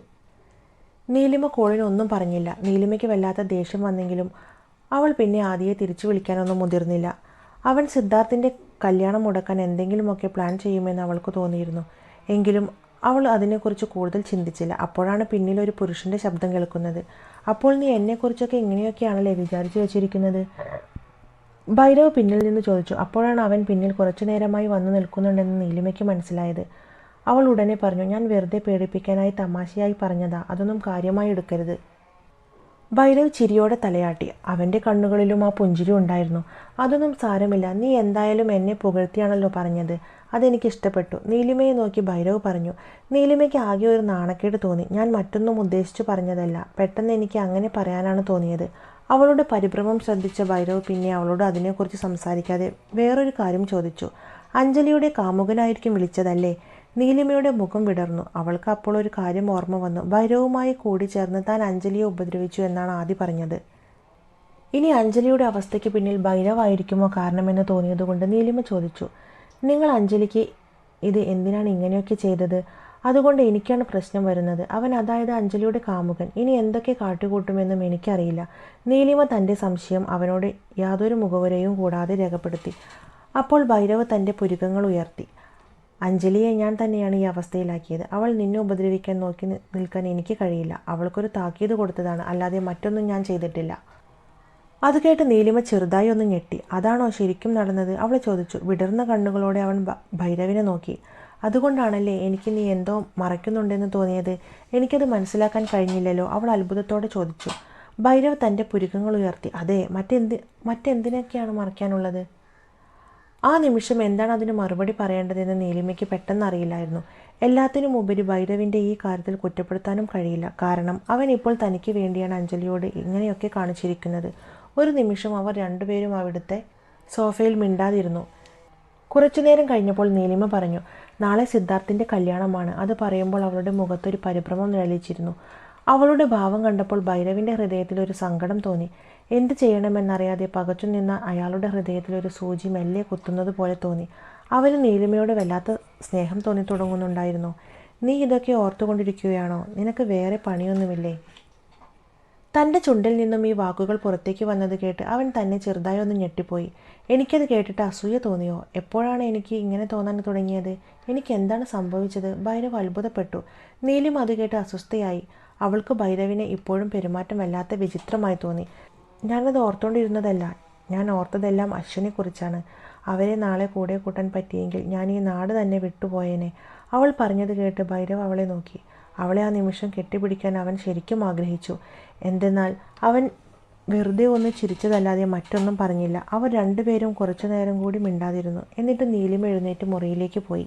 അവൾ സ്റ്റെയർകേസ് കയറുന്നത് ഭൈരവ് നോക്കിയിരുന്നു. അവളുടെ മുഖത്ത് വല്ലാത്ത ക്ഷീണമുണ്ടായിരുന്നു. അയാൾക്ക് അവളോട് ഒരു തരം സഹാനുഭൂതി തോന്നി തുടങ്ങി. അവളുടെ ഇപ്പോഴത്തെ മാനസിക നിലയിലുള്ള വിഷമം ഭൈരവിനും അനുഭവപ്പെട്ടു. അവളോട് അവന് വല്ലാത്ത സഹതാപം തോന്നി. വിവാഹ ദിവസം രാവിലെ ലാവണ്യ വീട്ടിലെ സ്വീകരണമുറിയിൽ ഇരിക്കുകയായിരുന്നു. അഗാധമായ പ്രണയത്തിലായ ഏതൊരു സ്ത്രീയെയും പോലെ അവൾ വർഷങ്ങളോളം ഈ ദിവസത്തിനായി അക്ഷമയോടെ കാത്തിരിക്കുകയായിരുന്നു. അവളുടെ മുഖം സന്തോഷം കൊണ്ട് തുടുത്തിരുന്നു. സിദ്ധാർത്ഥിൻ്റെ പൂർണ്ണ സമ്മതത്തോടെ ആയിരുന്നില്ല വിവാഹമെങ്കിലും അതിനെ പറ്റിയൊന്നും അവൾ അപ്പോൾ ചിന്തിച്ചില്ല. അവളെ സംബന്ധിച്ചിടത്തോളം വിശ്വ ഗ്രൂപ്പിൻ്റെ മരുമകളാവുക എന്നത് മാത്രമായിരുന്നു ലക്ഷ്യം. അത് നേടിയെടുക്കാൻ സാധിച്ചാൽ അവൾക്ക് ജീവിത ലക്ഷ്യം നേടിയതുപോലെയാണ്. ആ ലക്ഷ്യം നേടിയാൽ അവളുടെ ജീവിതകാലം മുഴുവൻ അവൾക്ക് വലിയ സ്വാധീനമുള്ളൊരു സ്ഥാനം ആസ്വദിക്കാൻ കഴിയും. ഇതിനെല്ലാം പുറമെ സിദ്ധാർത്ഥിൻ്റെ മാതാപിതാക്കളുടെ സപ്പോർട്ടും അവൾക്കുണ്ടായിരുന്നു. വിശ്വ ഗ്രൂപ്പിൻ്റെ കോടിക്കണക്കിന് വരുന്ന സ്വത്തുക്കൾ കൈക്കലാക്കുക എന്നത് മാത്രമാണ് അവൾക്കുണ്ടായിരുന്ന ഒരേ ഒരു ഉദ്ദേശം. സിദ്ധാർത്ഥിൻ്റെ സമ്മതമില്ലാതെയോ ഇഷ്ടക്കുറവോ ഒന്നും അവളെ ബാധിച്ചില്ല. അവൾ അപ്പോൾ അവളുടേതായ ലോകത്ത് വളരെയധികം സന്തോഷത്തിലായിരുന്നു.